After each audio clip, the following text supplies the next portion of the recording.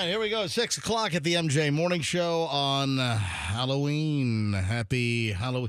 Is Roxanne throwing up in the hallway? What are you doing out there? I'm not sure. What? I mean, you're bending over and you're like, it looks like you're hurling in the hallway. What were you doing? Yeah, I was throwing up in the hallway. No, really?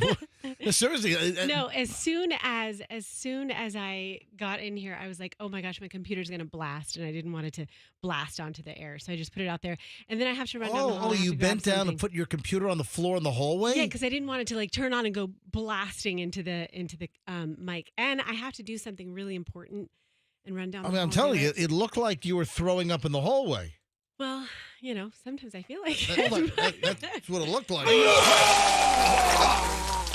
Are you saying you're going to open your computer and it was going to make an audible noise? Yeah, I didn't want it to. What, the Windows startup sound? I just didn't want to. The very disruptive Windows whatever it is. Yeah. Couldn't you have just left your computer closed for the first segment? I guess not. Okay. Hold on, wait, where are you going now? Oh my God! Now she just ran out of the hallway again. And then we have Meredith comes walking down. They get their morning kiss. What the heck? What's going on here? I'm not sure. All right, 6:02 at the MJ Morning Show, and then Roxanne sent me. She just disappeared. So now she ran into the room across the hall. I think Meredith. What is going on here? Meredith, who we love, who works down the hall. Meredith, formerly of the MJ Morning Show. Yes. Asked Roxanne to take photographs of her for her Instagram. What the? We're starting a show. And Roxanne, Roxanne has just been called in to help with a photo shoot? I don't know that that's the case. However, Meredith on Halloween is dressed as like a French maid or something. Which is a wonderful outfit on her. And is that it? I'm dressed as nothing. Fester, you're dressed as nothing. Roxanne is dressed as nothing. Yeah. All right. Would you care to join us now? Hey, Rox. Sorry, hold on. Where did you? Guys. Did you just do a photo shoot? No, not me. I'm not ready for a photo shoot yet. Did you just take photos of Meredith in her French maid outfit? Well, maybe. Okay. Hold on. You're walking. Kidding. I'm just kidding. Why did you go across the hall? I have something I'm trying to do, guys. It's a surprise. Let her work her surprise. All right. It's a surprise. Okay. Listen, it appeared that you were vomiting in the hallway. And then you disappear, which maybe you were vomiting in a trash can across the hall in another studio. You're ruining the surprise. Well, first of all, if it's a surprise, we don't know, and you are acting peculiar. There's nothing ruined because it's not us, it's you. We don't know. It is me. We don't know. Yes, no, it's definitely. I'm acting very peculiar. We have no idea what your surprise is. So I know. I can't tell you. Nothing. We're not asking. Nothing is ruined. We have no idea what's going on other than you're acting very odd. Okay. And then also, you sent me an email last night with your show prep that said, not feeling so hot tonight, gonna go to bed early, so just one prep sheet, just worn down, blah, blah, blah. Did you accidentally get a hold of some edibles, some gummies that were infused? No, if that were the case, you wouldn't even have gotten the email. No. All right, just checking. No, I just sent you. I was like, I'm just beat. You're getting one email tonight. I'm worn down. All right, but it said you're not feeling so hot. Just because you were worn down? Yeah. All just tired. All right. Hey, right as we begin the show today, I just want to remind everybody that you can check if there are any cretin sex offenders in your neighborhood. Yeah. You know, we've talked about this many times. The FDLE, the Florida Department of Law Enforcement, FDLE, they've got a website where you can search. You just put in your zip code, put in your address, or if you don't want to put in your address, just put in a neighbor's address. So, and then put in your zip code, and it'll show you any registered sex offenders or predators in your neighborhood. And I'm going to mention this numerous times this morning. So if you just Google FDLE sex offender search map, I'm just giving you some terms. It comes up with a page where you put in Fester, for instance. Listen. Here's what I want you to do. Okay. All right, Fester. All right, go to the folks. Just Google Florida sex offender predator search FDLE, and it'll come up. So Fester, click on that now. Over on, let's see here. You can search by name, city, county, or zip code, which is most important to a lot of that's what you want to do. You want to search by your city and zip code. And city would be way too many. Yeah, so you're getting a slightly different page than I found. So hold on a minute. Just Here we go. Let me just go to this one here and see. Okay, search. Okay, neighborhood search. So click on neighborhood search and then just type in your address, city, and zip, and then hit search. And Fester, it's going to bring up a map of your Lutz neighborhood and show you all of the registered sex offenders and predators nearby. All right, so Fester's typing in his address right now. I live in the city of Tampa, and then put your zip code in, 33, what is your zip? 33613. Okay, now hit search, Search. and then the map's going to come up. All right, go ahead. Okay, all right, hit search. Okay, here we go. All right, so here's your neighborhood, and then you can zoom in. And what was the radius? Did you do one? I did. It did 1 mile was a default. Okay, well, so what within 1 mile, and that's reasonable. I don't think kids are trick or treating more than really a mile away. And then the list comes up of all of the sex offenders in your area. Like, hold on now. Yeah, How many people live within? These guys live within 1 mile. I have 85 people that live within 1 mile. What? Oh, holy crap! That doesn't make sense. Oh my God, that's a big. Are you kidding That's me? a trick. All right, hold on. Some of these guys got to be a little further out than 1 mile. This guy might live 1.1 miles. Hey, let's. You know what? Okay, hold on. Other zip codes are coming up. All right. Well, no. Look at the map, and there'll be a house. Okay, so there's 2 of them in my.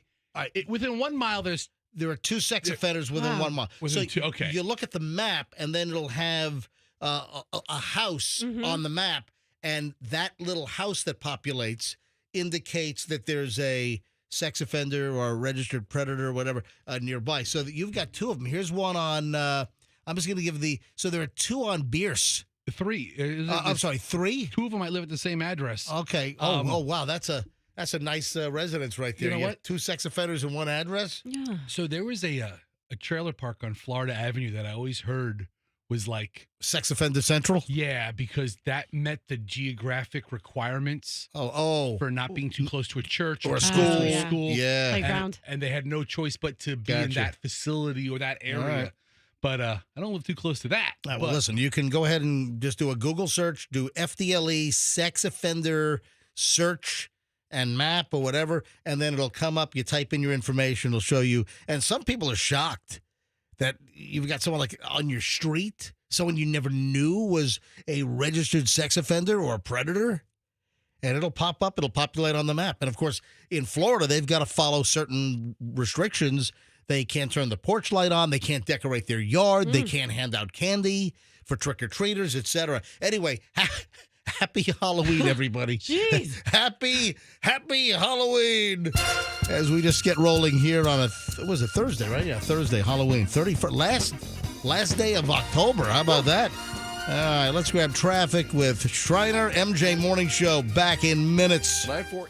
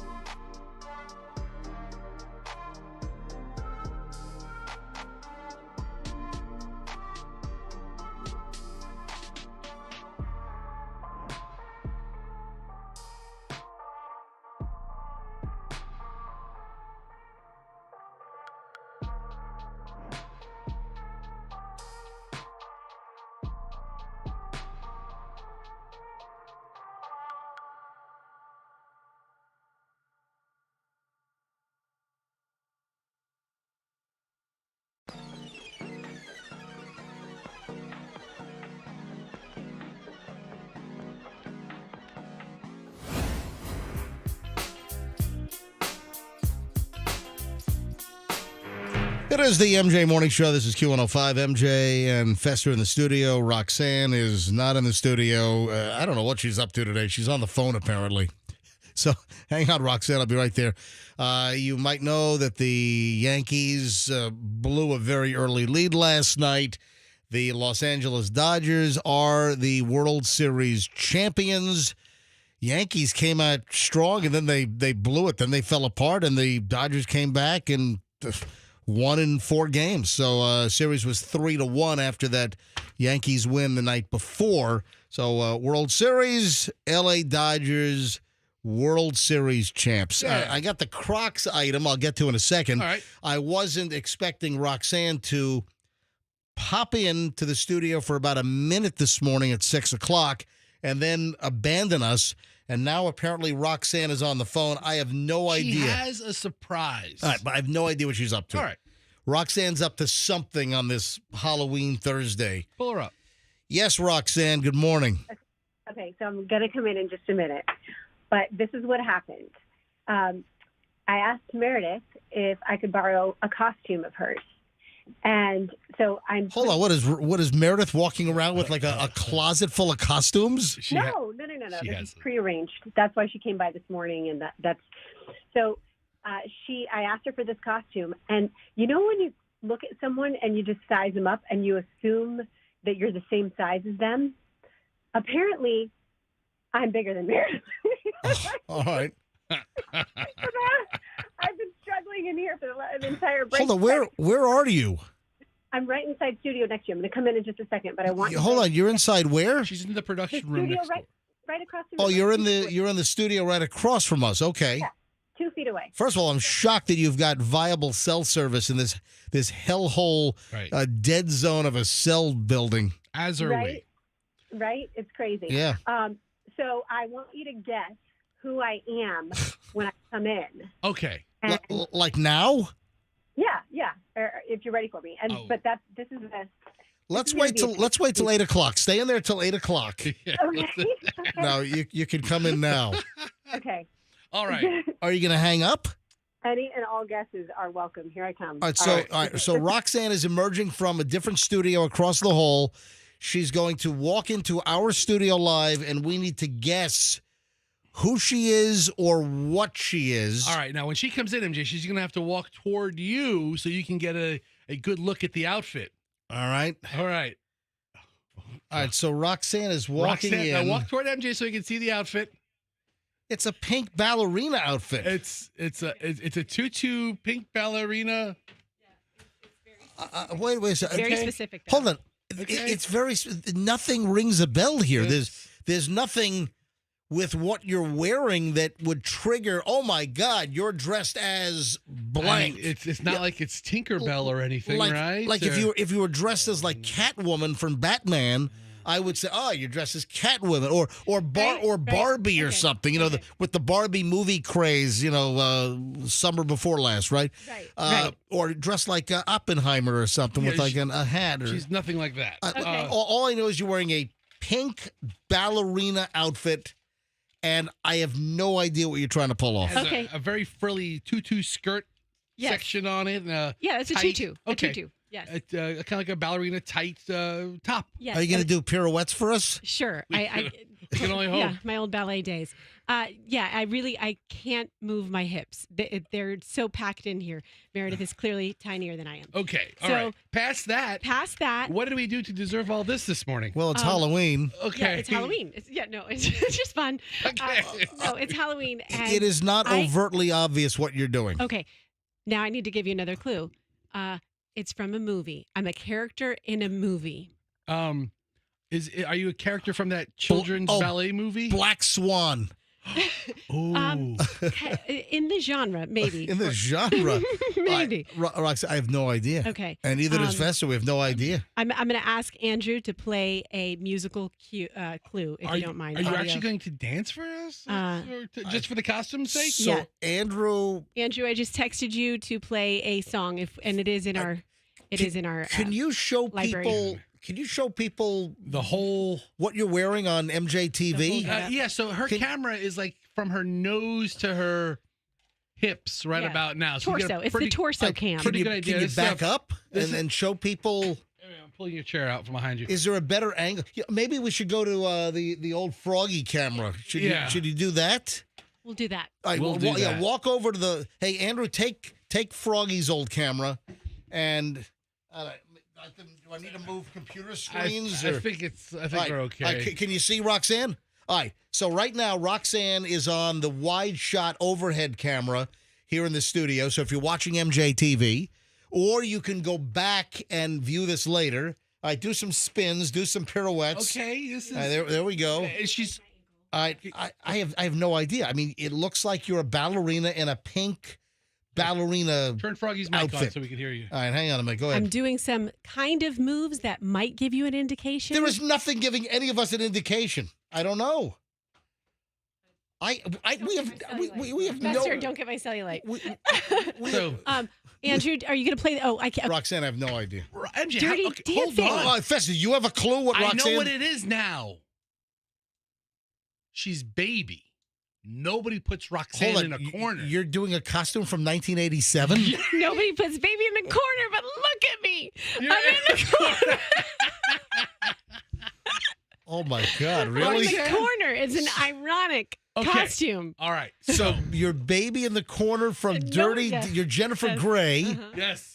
Um, With a much better nose. well, That listen, would be well- I mean, no, fantastic. after. A well, I mean, fantastic she would nose. rival, but well, Jennifer thank you. Grey, who had the kind of the hook, The hook, hooky kind of yeah. nose, And very notable was and was so distinctive. Mhm. And then after Dirty Dancing, she got a nose job, and no one knew who the hell she was, and her career fell apart. All right, so what prompted you to do a very timely 1987 Dirty Dancing movie costume? because I like the whole nobody puts baby in the corner theme, even though ironically here I am. In a corner. In a corner. Every day you're in a Well, corner. Every day That's, I'm in a that's your corner. chosen position. It is because I We're- don't like my back to the window or the door. We don't put you in the corner. You put yourself in the corner. You chose that I did. position in the studio. Do you know why you don't put her in a corner? Nobody puts Roxanne in the corner. That's why.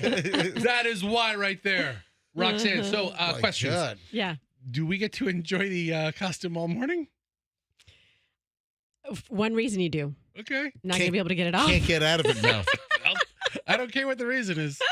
I'm here for it. I'm going to have to cut myself out of this. I hope Meredith had fun wearing this at one point. When or did another Meredith because- wear that? So Meredith has, MJ, That's if I probably told- just a Tuesday night at her house. I think she has a spare bedroom full of costumes. She always has a costume for every event. Yeah. In addition to having a lot of very classy and tasteful and kind of sexy clothes. I think she might have bought the entire inventory of that old Features costume place off of South Howard in South Tampa before they closed shop some years ago. Yeah, she rents out pirate costumes. All right, so I in got to get January. anyway, very nice, but I would have never guessed that's. I'm supposed to guess That's what I was afraid of. I knew You're- it was going to require some. you're Jennifer Grey from Dirty Dancing. Nobody puts Roxanne in the Yeah. corner. Yeah. Roxanne See, and that's why my computer this morning when it turned on, was going to play the it was a music. scene from because I was trying to match my costume to the Why did you play Hungry Eyes instead of Now I've had the time of my life? This, You don't Never know felt this way never before. felt this I way. swear it's the truth. Yes. And Oh, here we Here go. we go. This is it. Yes, I swear There we go. it's a truth. All right, I didn't get to the Croc story yet. I got Listen, kick the Crocs down the road for this. kick the Croc down the I'll road. tell you, Rox, you look great. Thank you. I got to put some makeup on to Nah, No, you know, Baby it up. nah, Just- you know, just- nobody puts Roxanne in a corner. You don't have to put makeup on. just leave it alone. All right. And you know what? Fester can be a slim, trim. Oh, What's his face? Oh, you want to see my Patrick Swayze Yeah, costume? that's what I'm thinking Here's my of. Patrick Swayze costume. Ready? Oh, don't come on! Don't do Patrick Swayze. Died some years ago. Shh, Poor, I'm poor in guy. character. Shh, I'm in character. We stop. All right, 6:31 at the MJ Morning Show. So I tease this Crocs item, and you know what? I'll do Crocs first, then Morons in the news. All right, Crocs. There's if you wear Crocs, or if your kids wear Crocs, I need to probe around, and I need to find out if this is a thing locally, because apparently Crocs and this particular issue is happening around the country. I just don't know if it's happening locally, and I'm thinking that Fester would probably know the answer to this, or certainly callers would. So the Croc deal I'll get to next. Then we'll jump into early morons in the news, and it's next on the MJ Morning Show here on Q105, 104.7 FM. If you...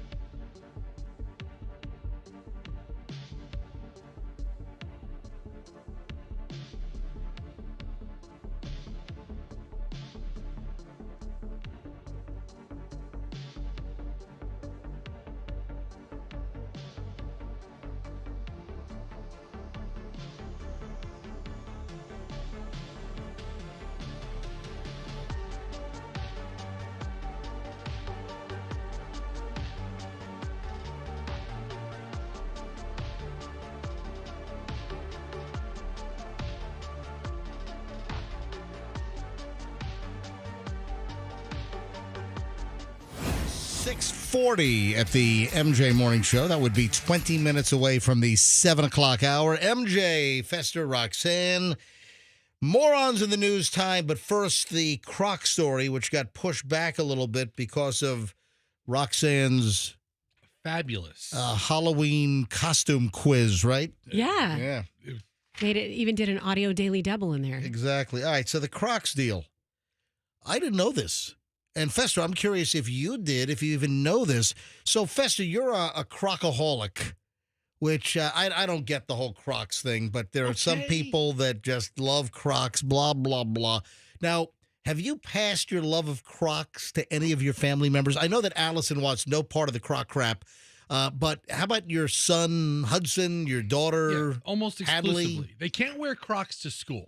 Ah, that's what I'm getting at. Look at that. You just... Okay.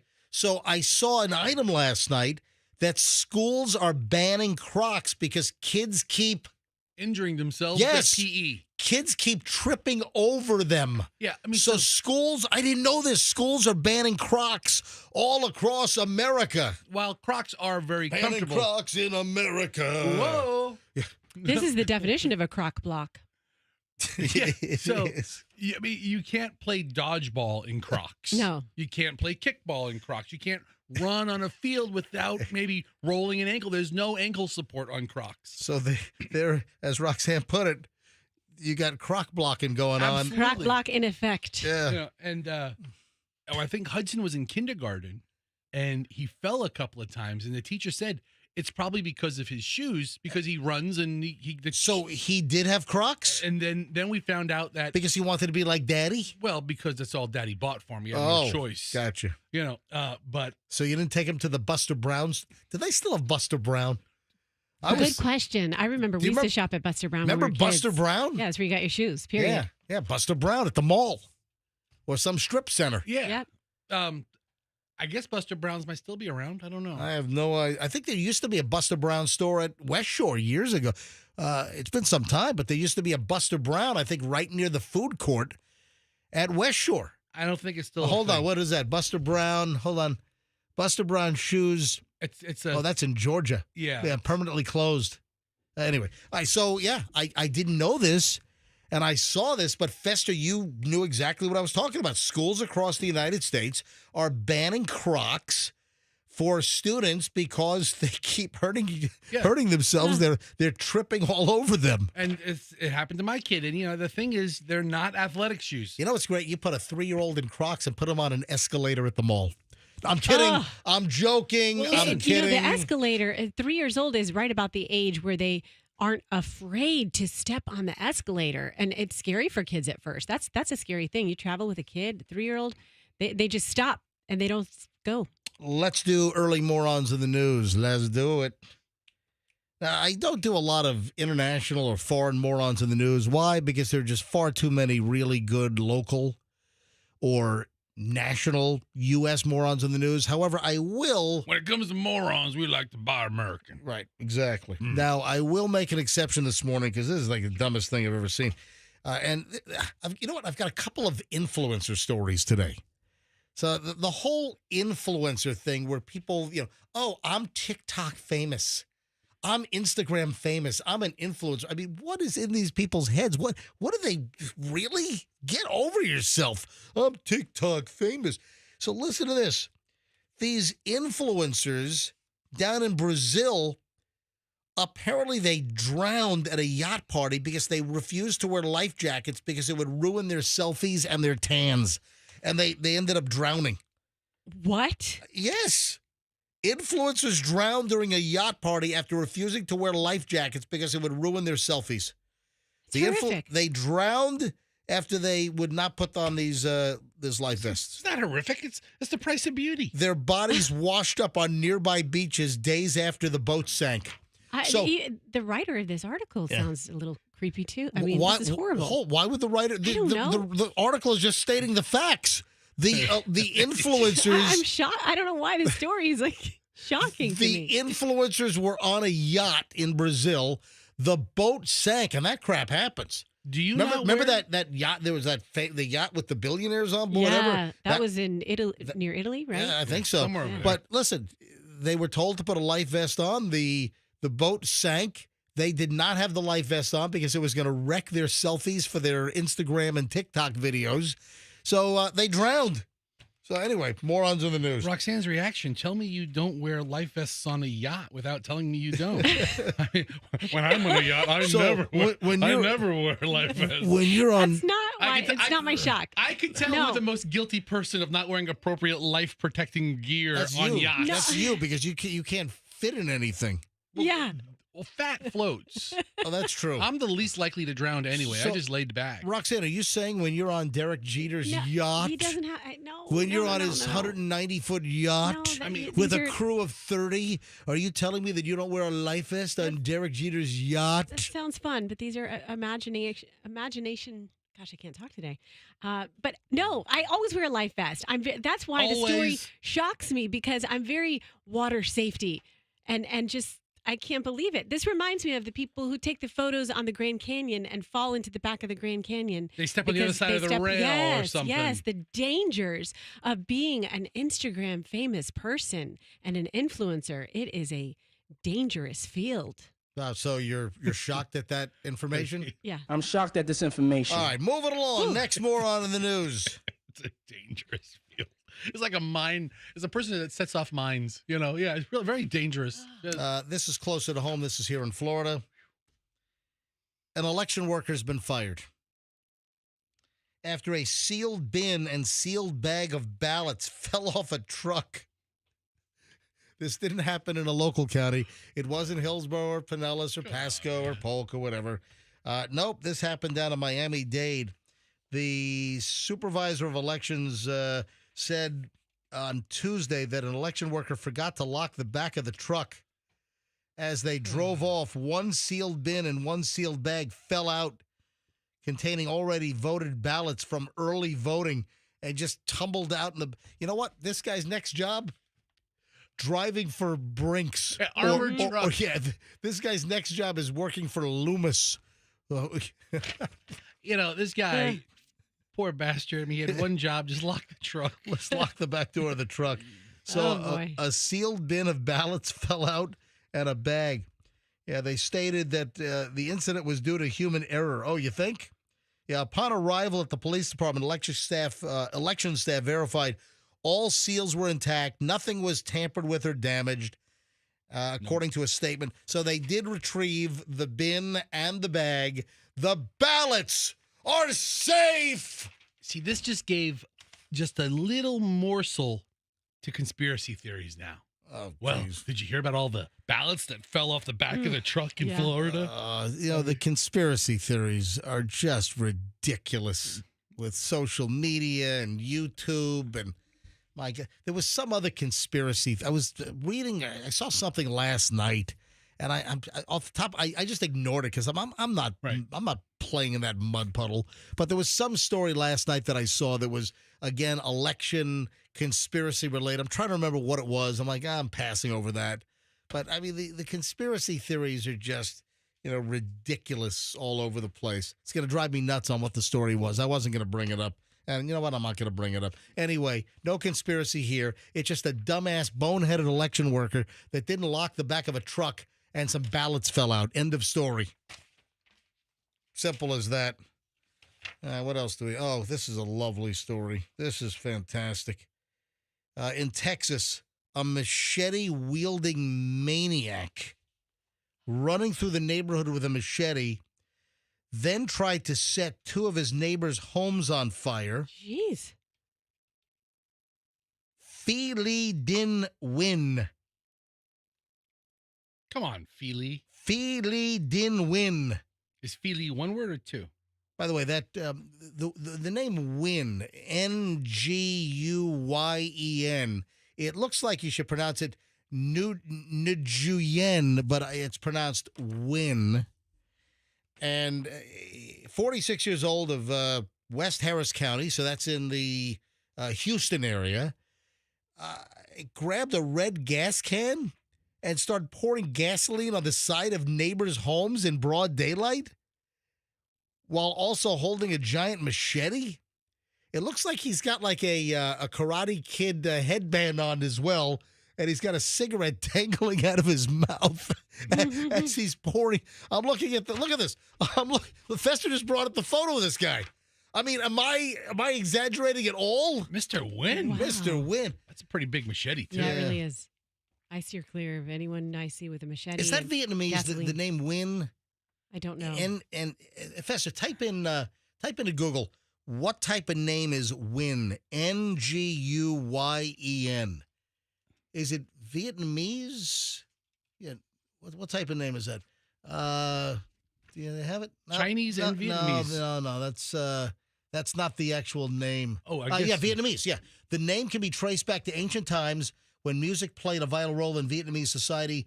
Nguyen, Nguyen, is derived from the Vietnamese word refers to a musician skilled in playing stringed instruments. I thought it was Vietnamese. But I don't know what set this guy off. But he's pouring gas on neighbors' homes. He's got a cigarette dangling out of... That's safety right there. I'll tell you right now, Win lost. Yeah, so he lights the homes on fire. Luckily, the homeowners were able to extinguish the exterior blazes before it became a fully involved fire. Their side of the homes were singed a little bit. Part of the lawn was scorched. Could have been a whole lot worse, but they were able to stop it. What? This is neighbor from hell. Mr. Win. Yeah. And again, we don't know what this guy's, mental meltdown was, but the guy's clearly having some kind of an episode. He's been hit with first-degree felony arson, aggravated assault against a public servant, because I guess he swung at the police. I guess so. With a deadly weapon. Bond set at $200,000. And again, I don't know what caused him to do this. So that's why we call it Morons in the News here on the MJ Morning Show. 6:52, we will start the 7 o'clock hour next. Hey, Fester, I got a couple of food-related things. Ooh, I've got a couple of food-related things, too. And this has nothing to do with Halloween candy, although I do have a couple of Halloween candy observations coming up in just a bit. Cool. But I've got a couple of food-related, and interestingly, it has to do with two competing sub-shops. If I were to ask you, and I'm going to ask you next, when we get back, give me two big sub-sandwich stores, two big chains. All right. Yeah. I've got two completely opposite stories, believe it or not, involving sub-sandwiches, which I find fascinating. Both of them, actually. All right, 6:53 now at the MJ Morning Show. We'll get to that and a whole lot more coming up in just a bit. Hey, speaking.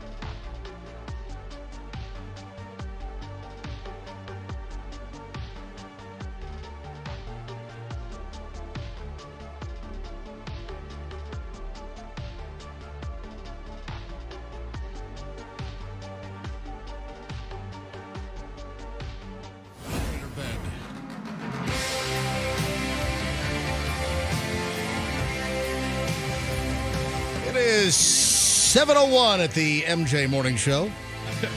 Thank you for explaining all the working parts. Yeah, a little behind-the-scenes action. Every once in a while, I like to let the listeners in on what's about to happen.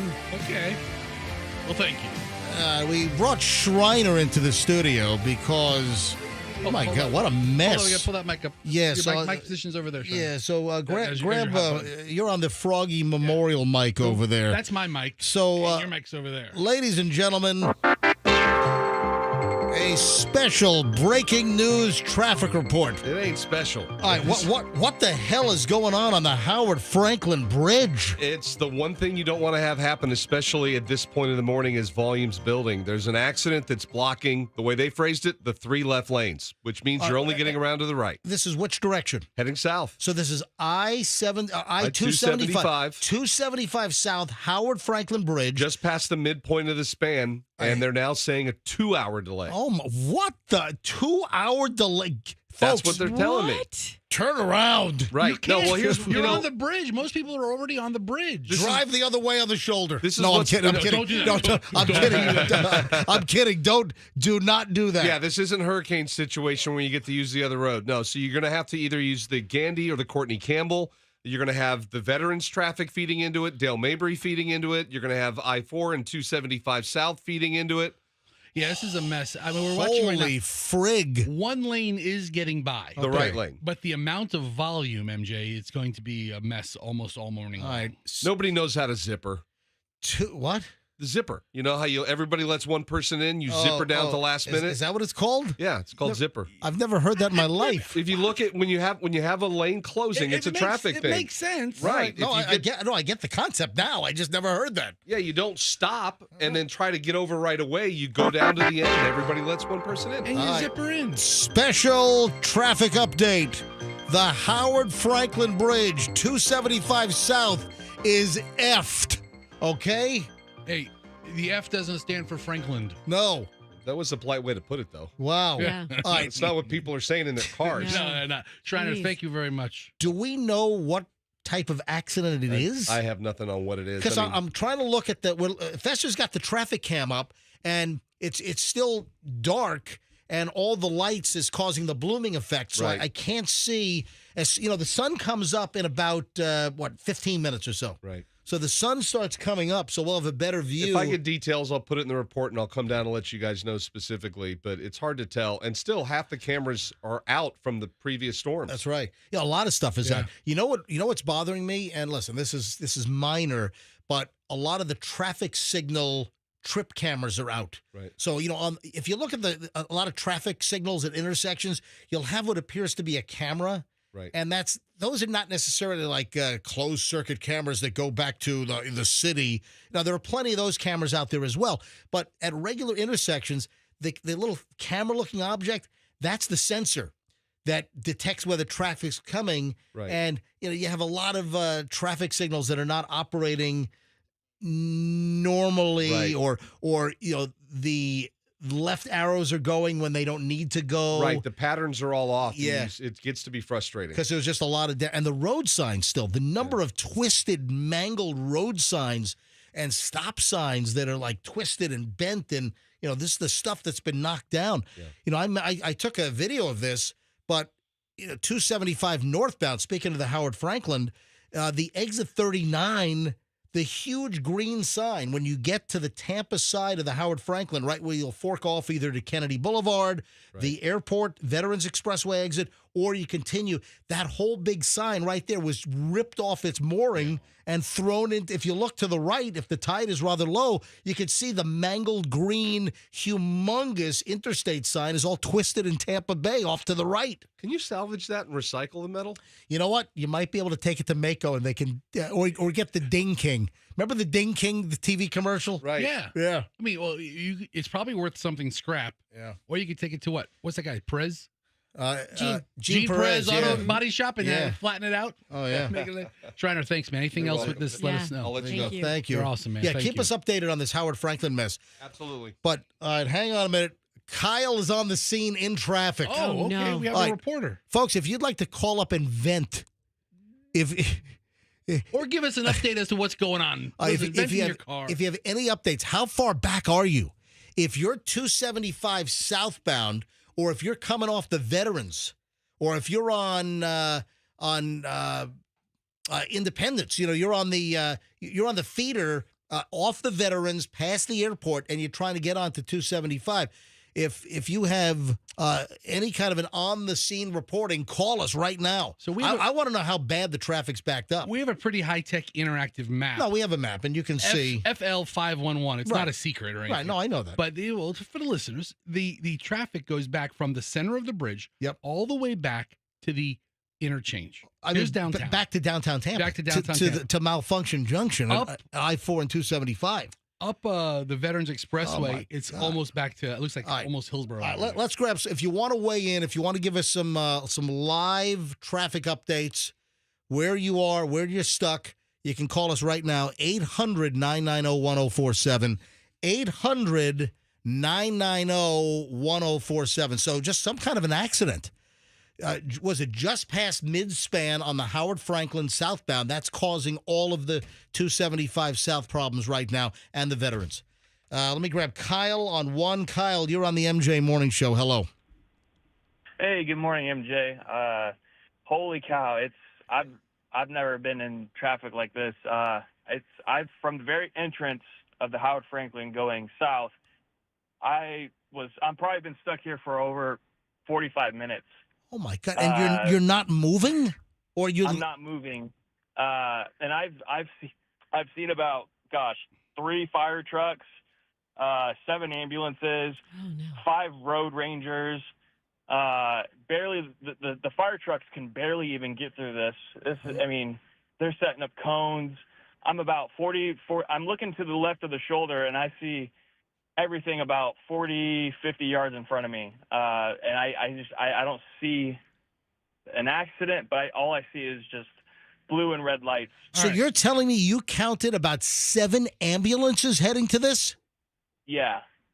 So it has to be multi vehicle. I mean, I'm looking at the video, and that makes sense. I mean, I can see the fire trucks. I can see all the ambulances. Yeah. Kyle, you're going to want to make your way to and now traffic isn't getting through anymore. They stopped traffic. Oh, I don't know if they have a geez. helicopter landing oh, or gosh, what. this sucks because I'm on E. Hold on, you're on E? Shoot. I'm on E. I was leaving work really early just because of this whole winter deal. I've been getting to work super late all the time, and now that I was like, you know what, I'm going to leave half an hour early, and I'm like, you know what, I can make it to work, but, I'm in a truck, and and my phone's at like 5%. Oh, my God, you're crazy. A mess. You've got your gas tank's on E, your phone is on E. You know those signs that say long bridge ahead, check gas? Check gas. They're talking to you, Kyle. Oh, my All right, God. so it looks like... I pretty well know my truck, but I didn't think there was going to be traffic. I knew I was going to make it. It's about 8 minutes across the bridge, yeah. If I'm traveling 65. So I knew I was going to make it. I was going to run into this ordeal. Dude, I'm sorry to hear this. All right, Kyle, thanks for checking in. I appreciate it. Yeah. Absolutely. Try to make your way to the rightmost lane. All right, who am I grabbing now, Andrew? Okay, let me grab Lane. Very appropriate. What lane are you stuck in traffic in? Lane is on the MJ Morning Show. Hi, Lane.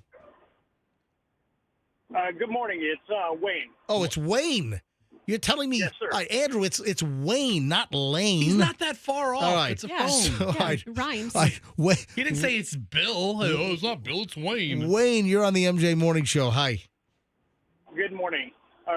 Traffic this crash is right at the entrance of the southbound Howard Franklin. It looks like it's 2 cars involved. One's going the opposite way.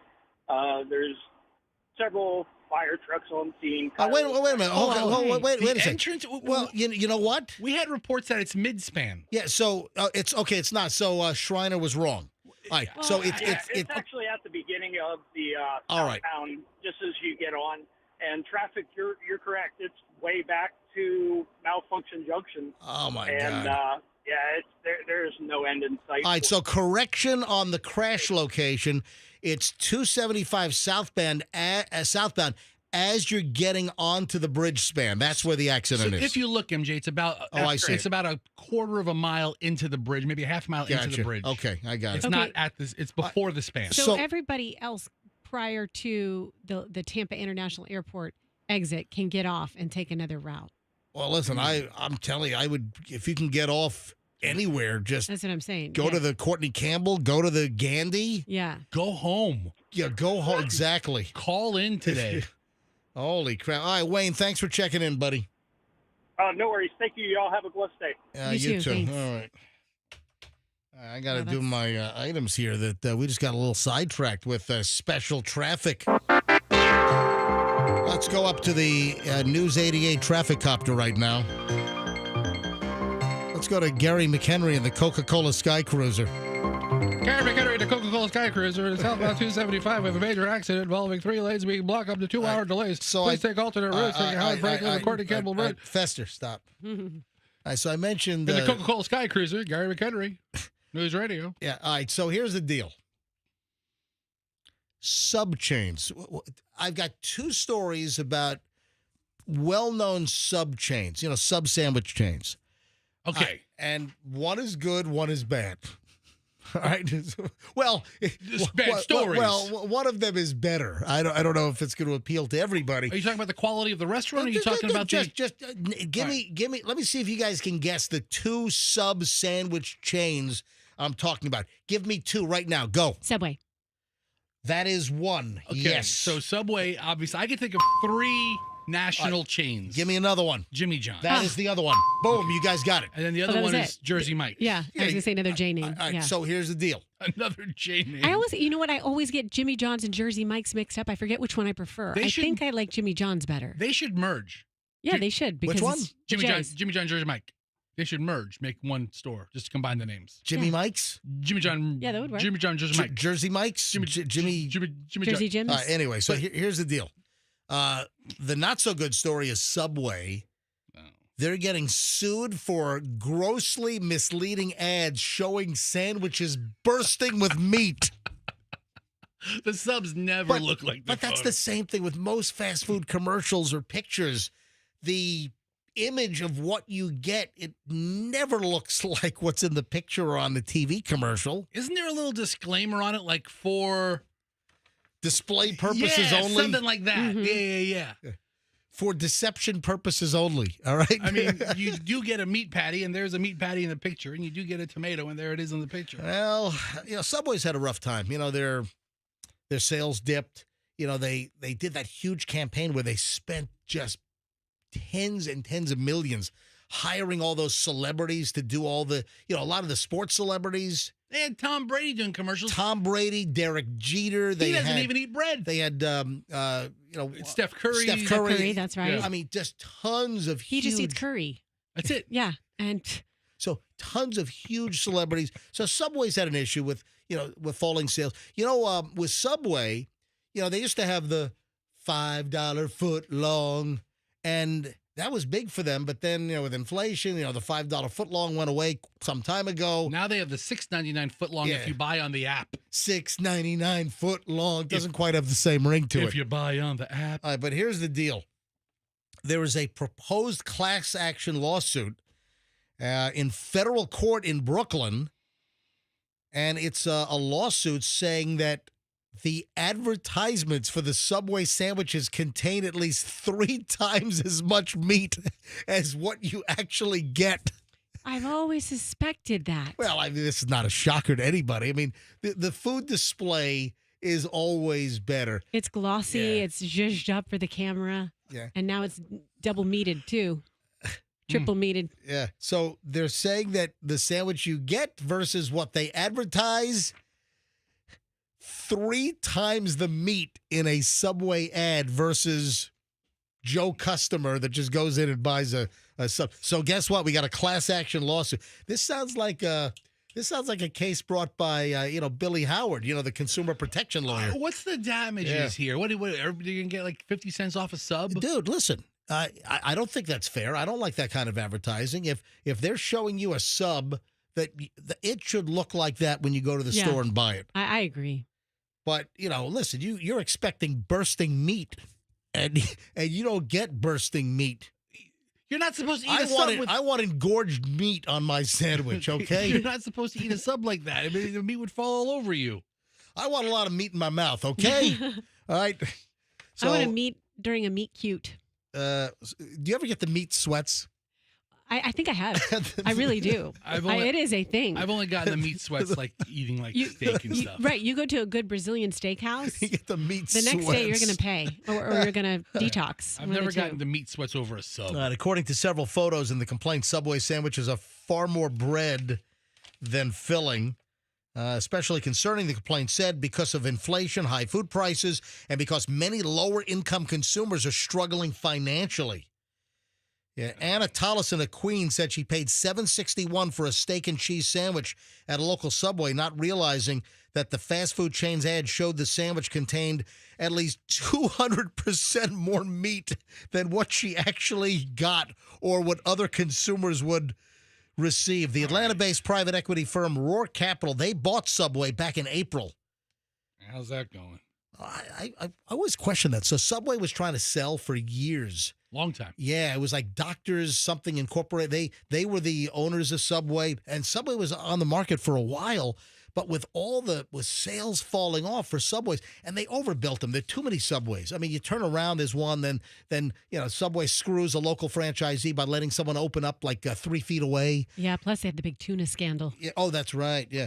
Anyway, listen, I haven't been to Subway in a while. I don't have anything against Subway. I mean, I've had a decent sandwich at Subway in the past. Just not in my wheelhouse. Yeah, it's not totally in my. I mean, yeah, it's just not there. Yeah. Listen, I like for local sandwiches. You got Mickey's Subs. Down near the West Shore Yacht Club, Mickey's Subs, which won the USA Today, best cheap eats in the country. We've been going to, we go to Mickey's, Barrows. Yeah. It's more of a sandwich shop, not a sub shop, but we go to Barrows on Henderson. And they're locally owned. Yeah. Each town has dozens of locally owned sub shops. Listen, you got the famous Wrights in South Tampa, for instance. I love Wrights. Dats is gone. Remember, Dats closed. They're gone. That's right. All right. So anyway, interesting. All right. So that's story number one. And quickly, because I'm running late. Story number two is Jimmy John's. They've revealed a sandwich built on a giant pickle. So now I would love that. Instead of the bread slices, they have 2 humongous slices of pickle, and they put the sandwich innards between the 2 pickles. It's a massive. First of all, how do you get a pick? Well, I guess you can get a big cucumber. Yeah, I mean, you have to order them that way. But listen, MJ, this has been a thing in the low carb community for a long time. I didn't know that. Well, it's like you're in that community. It's like the lettuce wrap burgers. Yeah. Instead of getting the burger buns, you get the lettuce to act as your bun. Yeah, so the new pickle witch is what they call it. Is this real? Yeah. So it's available now? The pickle witch. Yeah, and it just replaces the bun. So you get your meat, like in this case, I'm looking at a turkey pickle witch, turkey and cheese, lettuce, and tomato, and it's sitting between 2 slabs of pickle. I'll tell you what that is. That's a good hangover meal. Don't they say pickle juice is good for you if you're hungover? I thought that was a pregnancy thing. I thought that was a craving. That too. It's a pregnancy or a hangover. Anti-cramping. All right, 7:19. 7:19 at the MJ Morning Show. Are you guys familiar with a very Menendez Christmas? Yeah, all right. Is it going to happen? Well, hold on a minute. We got a lot of stuff coming up. We start an hour and 20 minutes of nonstop MJ next. Halloween is here. Happy Halloween. Got a couple of things for Halloween we'll get to. We got a lot of stuff. I mean, I got a massive pile, and we've got a lot of content because we go an hour and 20 minutes nonstop next. So guess what? When we get back from the break, 1 hour and 20 minutes. If you're stuck in this traffic mess, we're going to entertain you through the traffic jam. And we do it every morning at around 7:25. An hour, 20 minutes of nonstop MJ next here on 104.7 FM, Q105.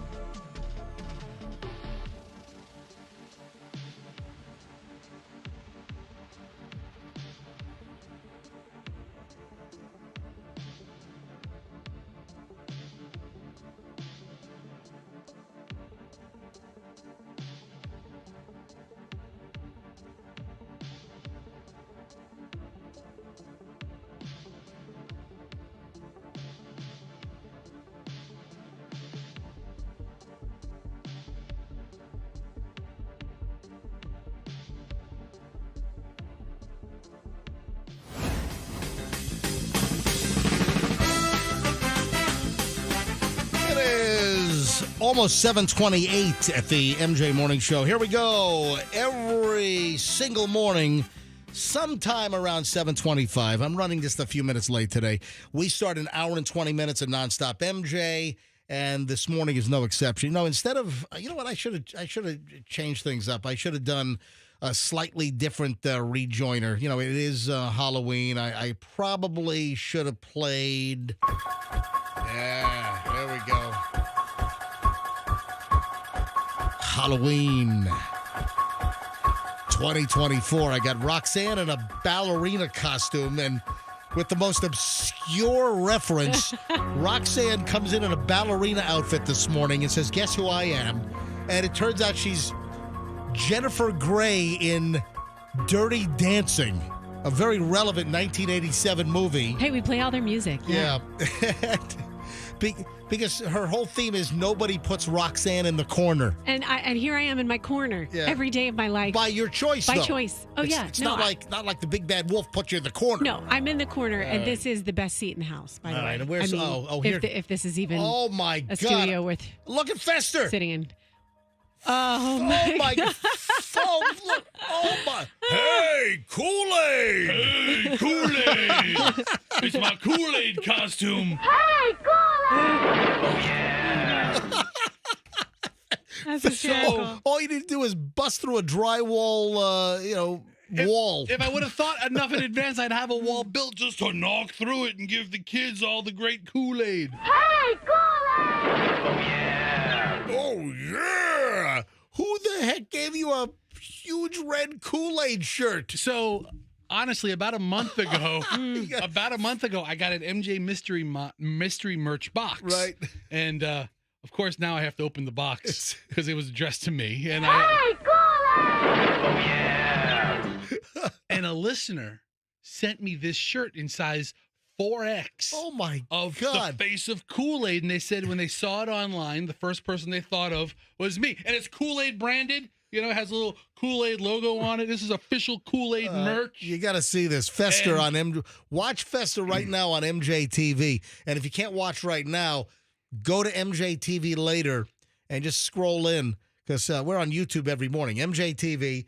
You can always watch us. So listen on the radio, listen streaming, or you can watch us on video, MJTV. You go to mjmorningshow.com. Top of the page, you'll see the nav bar.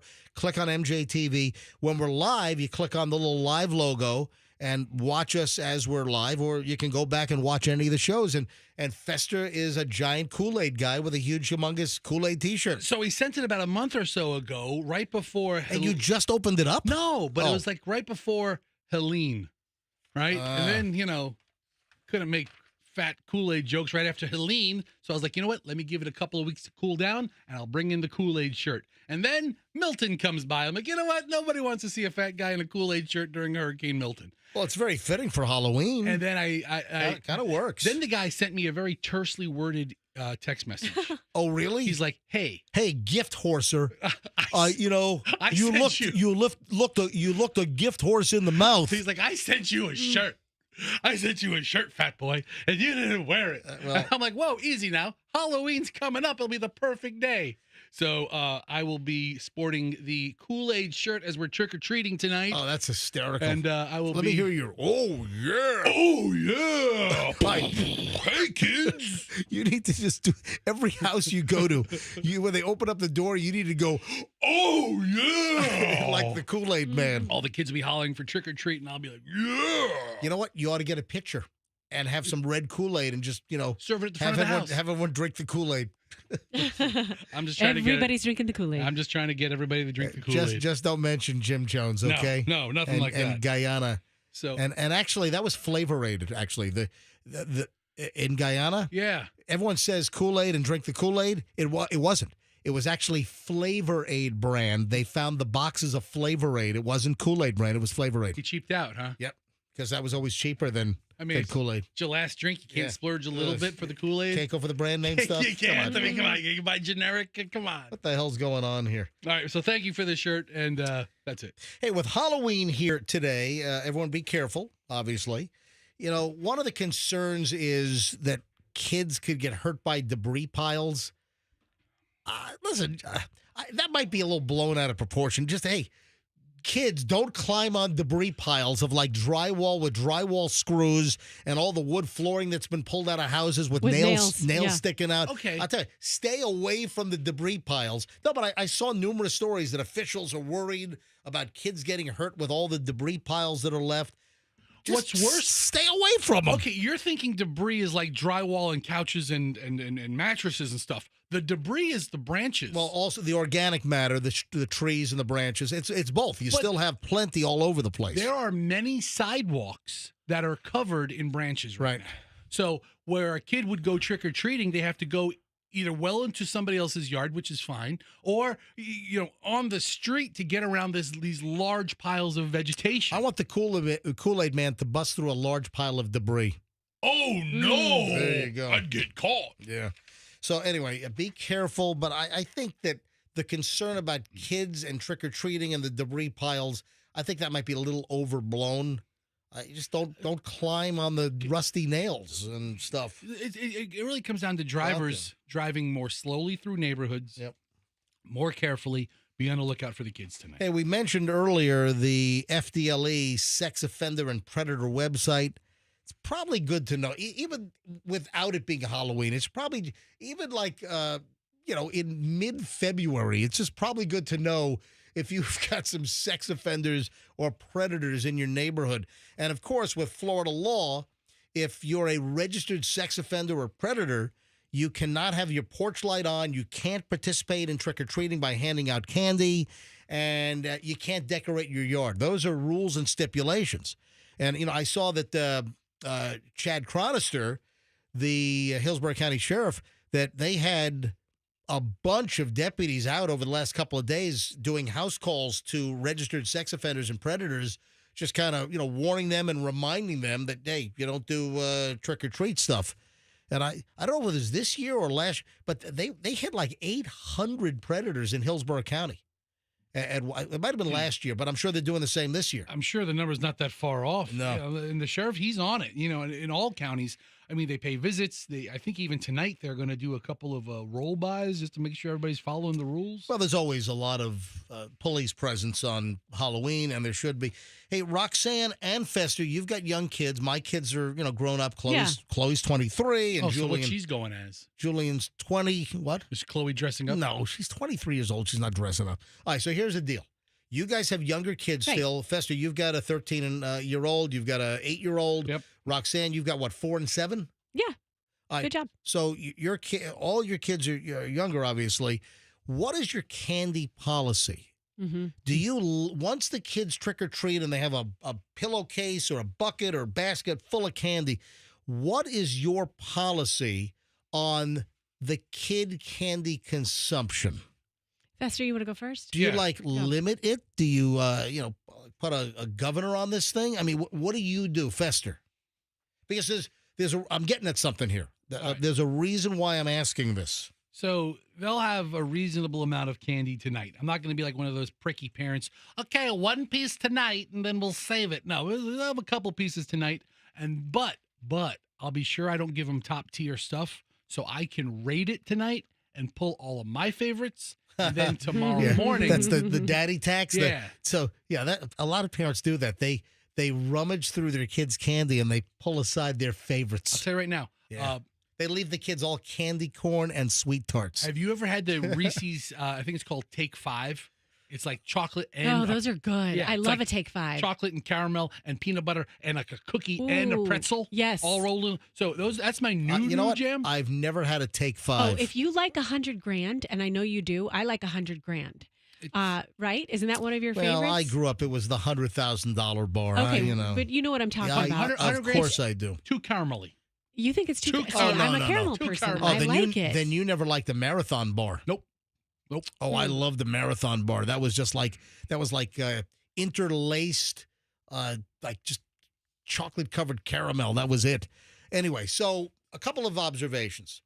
Number one, I saw an item on whether you should limit your kids' candy. So you guys, they'll have a couple of pieces tonight. Right. Tomorrow's a school day. It's not. If it was Friday night, we'd probably just pour the bag out and go nuts. And Roxanne, okay, can I back up a step? I got to tell you something. One of my friends. Only if you do the backup noise. Okay. Beep, beep, beep. Go ahead. That was beep, beep. okay. All right, I'm backed up. That's I'm enough. backed up. Thanks. Okay, Kool-Aid man, knock it off. Now I'm really backed up. Okay.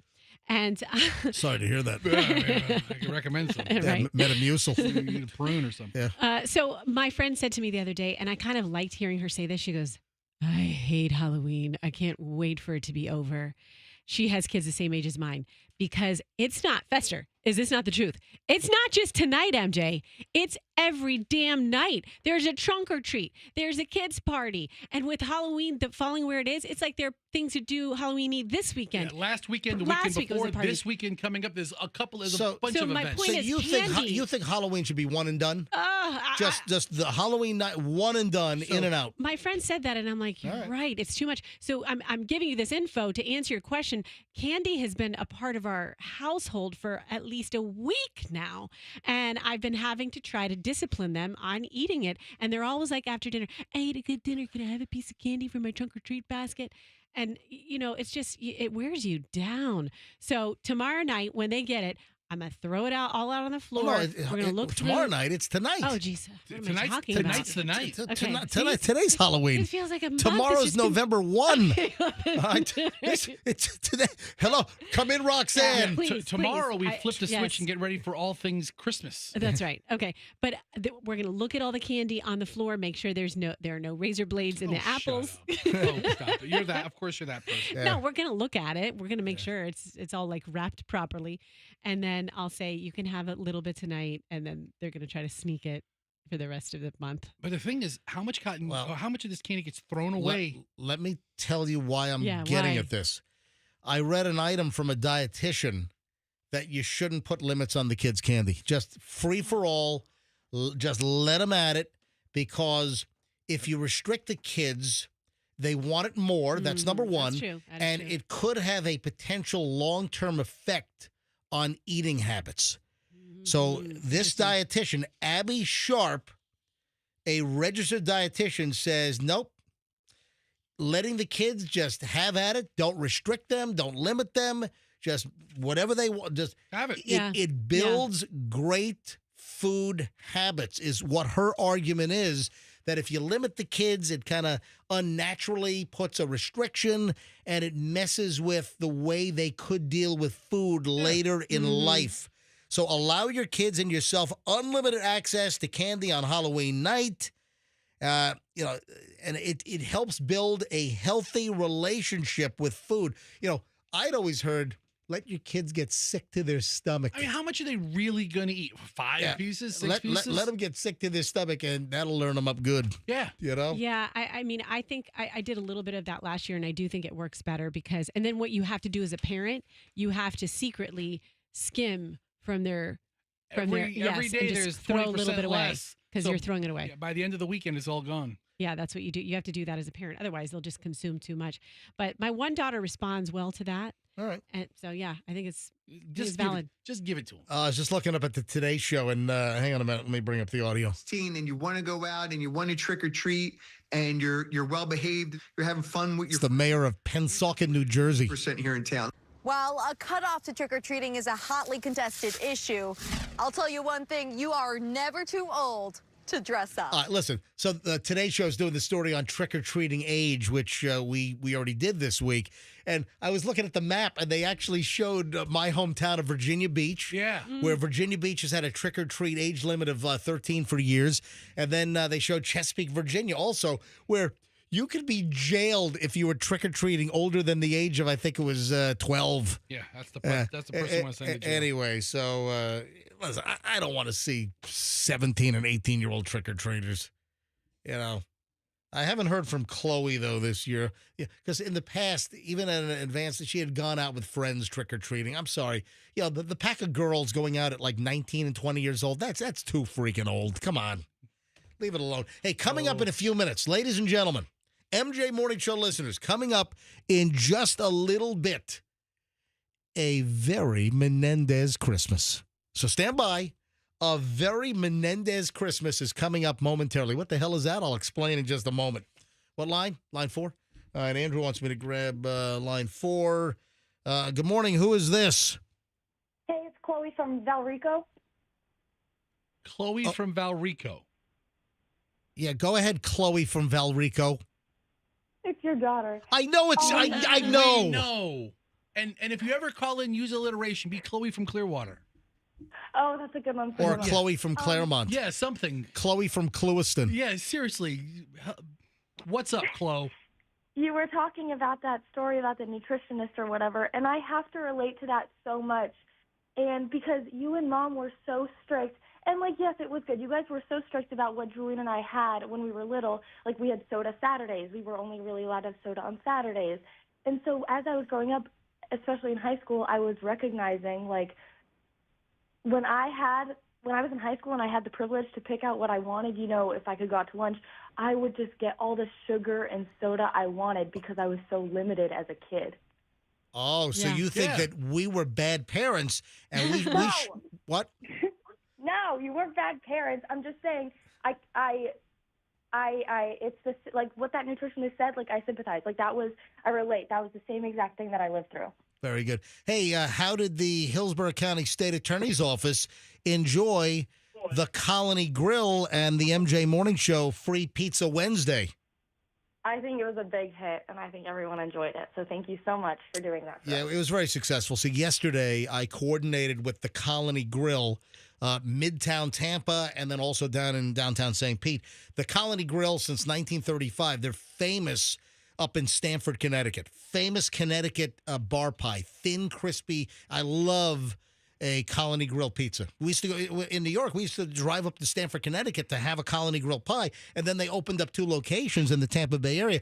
So they have this food truck, which is one of the nicest food trucks I've ever seen, with real pizza ovens inside, and they're making the pizzas in the truck. So, I coordinated with Colony Grill to feed the Hillsborough County State Attorney's Office, Susie Lopez, Hillsborough County State Attorney. We actually, it was canceled twice because of the hurricanes. This was set up for... That's a good reason. Oh, yeah. They're pretty busy. This was set up in early October. Then it was... then the hurricane hit, and and we put it on hold. So it was canceled twice. So yesterday, third time was a charm, and we provided free Colony Grill pizza to hundreds of Hillsborough County State Attorney's Office employees, and I thought it was very successful. All right, Chloe, I got to run. Alrighty, bye everybody. Happy Halloween. Oh, hey, and you're not going out trick-or-treating with friends tonight at 23 years old, are you? Oh, yes, I am. I'm going door to door. I just got my costume last night. Yeah, great. Hold on, Chloe. No, she's not. Quick question. Now, did you go to any Halloween parties? Are you a character or something for this Halloween? I am not. All I right. really just didn't. With the hurricanes and everything, I kind of forgot about Halloween, to be honest. And so. same thing with our house. We kind of put everything off to the last minute. No, you don't see as many decorations out, because of the hurricanes. So, Chloe, you going to be hanging out the house helping to hand out candy? Yes, I will. All right, fantastic. All right, see you later. Have a good day at work. All right, bye. So here's the deal, MJ, and I don't know how this place is going to be. Radio stations are usually pretty looser than, serious working environments. But this is the day that it's acceptable to kind of dress up a little bit. And yeah, I mean, a lot of businesses have the employees show up today in costume. But am I going to go to like the voter registrar's office and see the guy wearing? Are you saying you're going to go to a polling place for early voting, and the guy's going to be dressed up like Mario from Mario Kart or something? If I had business at like the state attorney's office, is the Grim Reaper going to greet me at the door?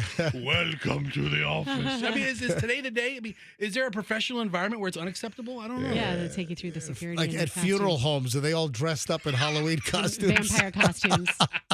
I want to suck your blood. They're dressed up as zombies like Walking Dead. Yeah, there you go. They're biting all the patrons coming in for the funeral. So what is your favorite candy? You never answered. My favorite candy, I like Nestle Crunch. I like Rolo. I like a Milky Way. I like a Snickers. You named half of them. Hang on. Before I move on, let me point something out. And Michelle and Chloe bought the candy at Walmart. I was looking for some other things, so they loaded up. But let me tell you what I noticed on some of the candy. We had numerous stories that chocolate prices have gone through the roof. So the ingredients in chocolate have gone up dramatically, and that candy prices are a lot higher. Let me tell you what I think I've noticed. That a lot of the bags of candy, 96 pieces, 140 pieces, 274 pieces, that's the big deal, the number of pieces.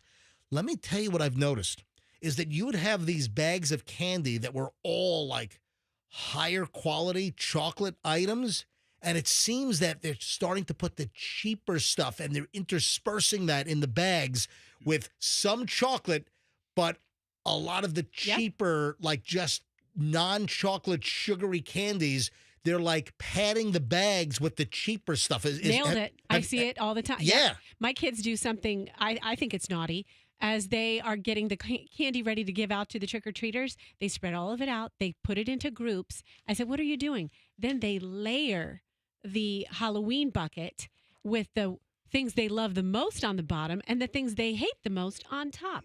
So all the chocolate is on the bottom, and then they've layered it. And yes, there are tons of jawbreakers, gummy candies, less chocolate. Well, there's a chocolate mix bag that has Snickers, and then has the Reese's peanut butter cups, and has the Milky Ways, and then it has the Rolos, individual Rolos, and that counts as a piece. Right. It's not equal to a peanut butter cup. And of course, all of the little fun size, all these little items, they've gotten dramatically smaller over the years. But what I'm saying is, I'm seeing more of the bags that maybe used to be like all chocolatey. Yeah. They're now getting interspersed with the cheaper sweet tarts or the cheaper items to kind of keep the count up. Well, it's to keep the count up and their costs down. Okay. A very Menendez Christmas coming up momentarily. Have your Hold on. I had a song ready to go. Hang it. Well, maybe I do too. All right. So a very Menendez Christmas is coming up in just a matter of minutes, so stand by. First, though, this is awful. This is terrible. It was terrible. A mother goes along with her daughter's scheme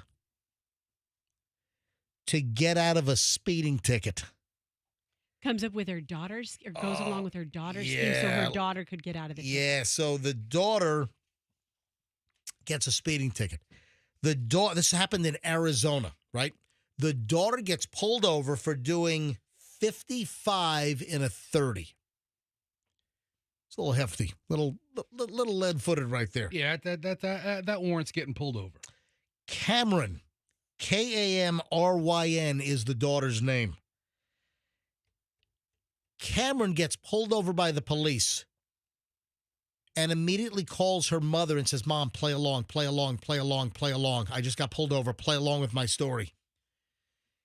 Cameron concocts a story as the cop walks up to the car. Cameron says that she's on the phone with her mother who just fell in the shower and broke her leg. And she's racing home to help Mom, who's like all crippled in the shower right now. I've fallen and I can't get up. So Mom plays along. They're both going to hell. So the cop instantly is concerned for the mother. Oh, yeah. Because, okay, you're speeding. That's terrible. Okay. Oh, well, there's a bigger emergency going on. Does he send like the fire department? Well, to the house hold or on. something? Let me hang on. Okay. How did they get busted? That's, Oh, man. No, hold on. They didn't get busted. They did not get busted. She had to break her leg? They pulled it off because the cop said, hey, slow it down. Go help your mom. Oh, okay. So how are we finding out about this Well, story? because Cameron is the one revealing, hey, look what I did to get out of a speeding ticket. That's the story here. So the mother played along, and Cameron made a video after the fact detailing what she had done. And said, Mom, I screwed up, and I did 55 and a 30. And then she tells the cop that her mom fell in the shower. And so Cameron's telling the mom, hey, I'm gonna have you on the phone when the cop comes to the car. And she had to do this quickly. I mean, this is a devious little stuff that she had to put together quickly. So she has the mom on the phone in the car, and the mom's playing along. Oh, I fell in the shower. I've broken my leg. Oh, my God. It's not devious. It's kind of quick thinking and a little scammy. Man. That's all. I don't know. This is... And then the mom plays along? Yeah, the mom is... They're both going to hell. Anyway, 55 and a 30. But you guys were onto something. What if the cop insisted that the cop give the young girl an escort home? Right. Let me call fire and rescue, have them meet at the house. Man, this whole thing could have fallen apart. Right. This is not a terribly well thought out plan. Well, guess what? The cop didn't go in that direction. So the cop, said, "Listen, slow it down." But what a schemer! Yeah. So I was pulled over on Church Street in South Tampa. Yep. North of Beta Bay, and it's like 25 miles an hour, which is really ridiculously too slow, okay? Right. And I'm going 40. And cop just peeks his nose out of a side street, lights me up. And he goes, we talked about speed and everything. And I go, look, I have to use the restroom. And he kind of looks and he chuckles, and he's like, all right, this is a warning. Get out of here. Go. Hey, let me off with the bathroom one. Yeah, Oh, that's good. Doug has a friend. His name's Jim. And Jim is an older gentleman, and I'm going to say he's like early 70s. Mm-hmm. But he is, sharp as a tack. He is he's a badass, right? But Doug saw Jim get pulled over. He was with them for speeding. And Jim Doug is like, I didn't even know who he was. He put on the biggest act I've ever seen. Like I'm old and confused act? Yes. Oh, my yes. God. Oh, He's wow. like, hello. Just couldn't find, acted like he was 100 years old. Oh, wow. And he got out of it. He pulled the old man act. Hello, officer. Yeah, look at that. You guys ready for a very Menendez Christmas? Yeah, let's hear it. All right. So the latest now on the Menendez brothers. And, of course, a lot of people are educated about the Menendez brothers, the hit Netflix little limited series. There's been several good shows about the Menendezes over the years. The Netflix one is what, Monsters? Yeah. Is that it? All right, the Menendez brothers, I'm sorry, should never see the light of day. They shotgun mom and dad to death out in Beverly Hills. I don't think. But at this point, there's been this huge movement to have the Menendez brothers released. You even have the L.A. prosecutor. That guy's a mess. Gascon. There were multiple recall petitions for him.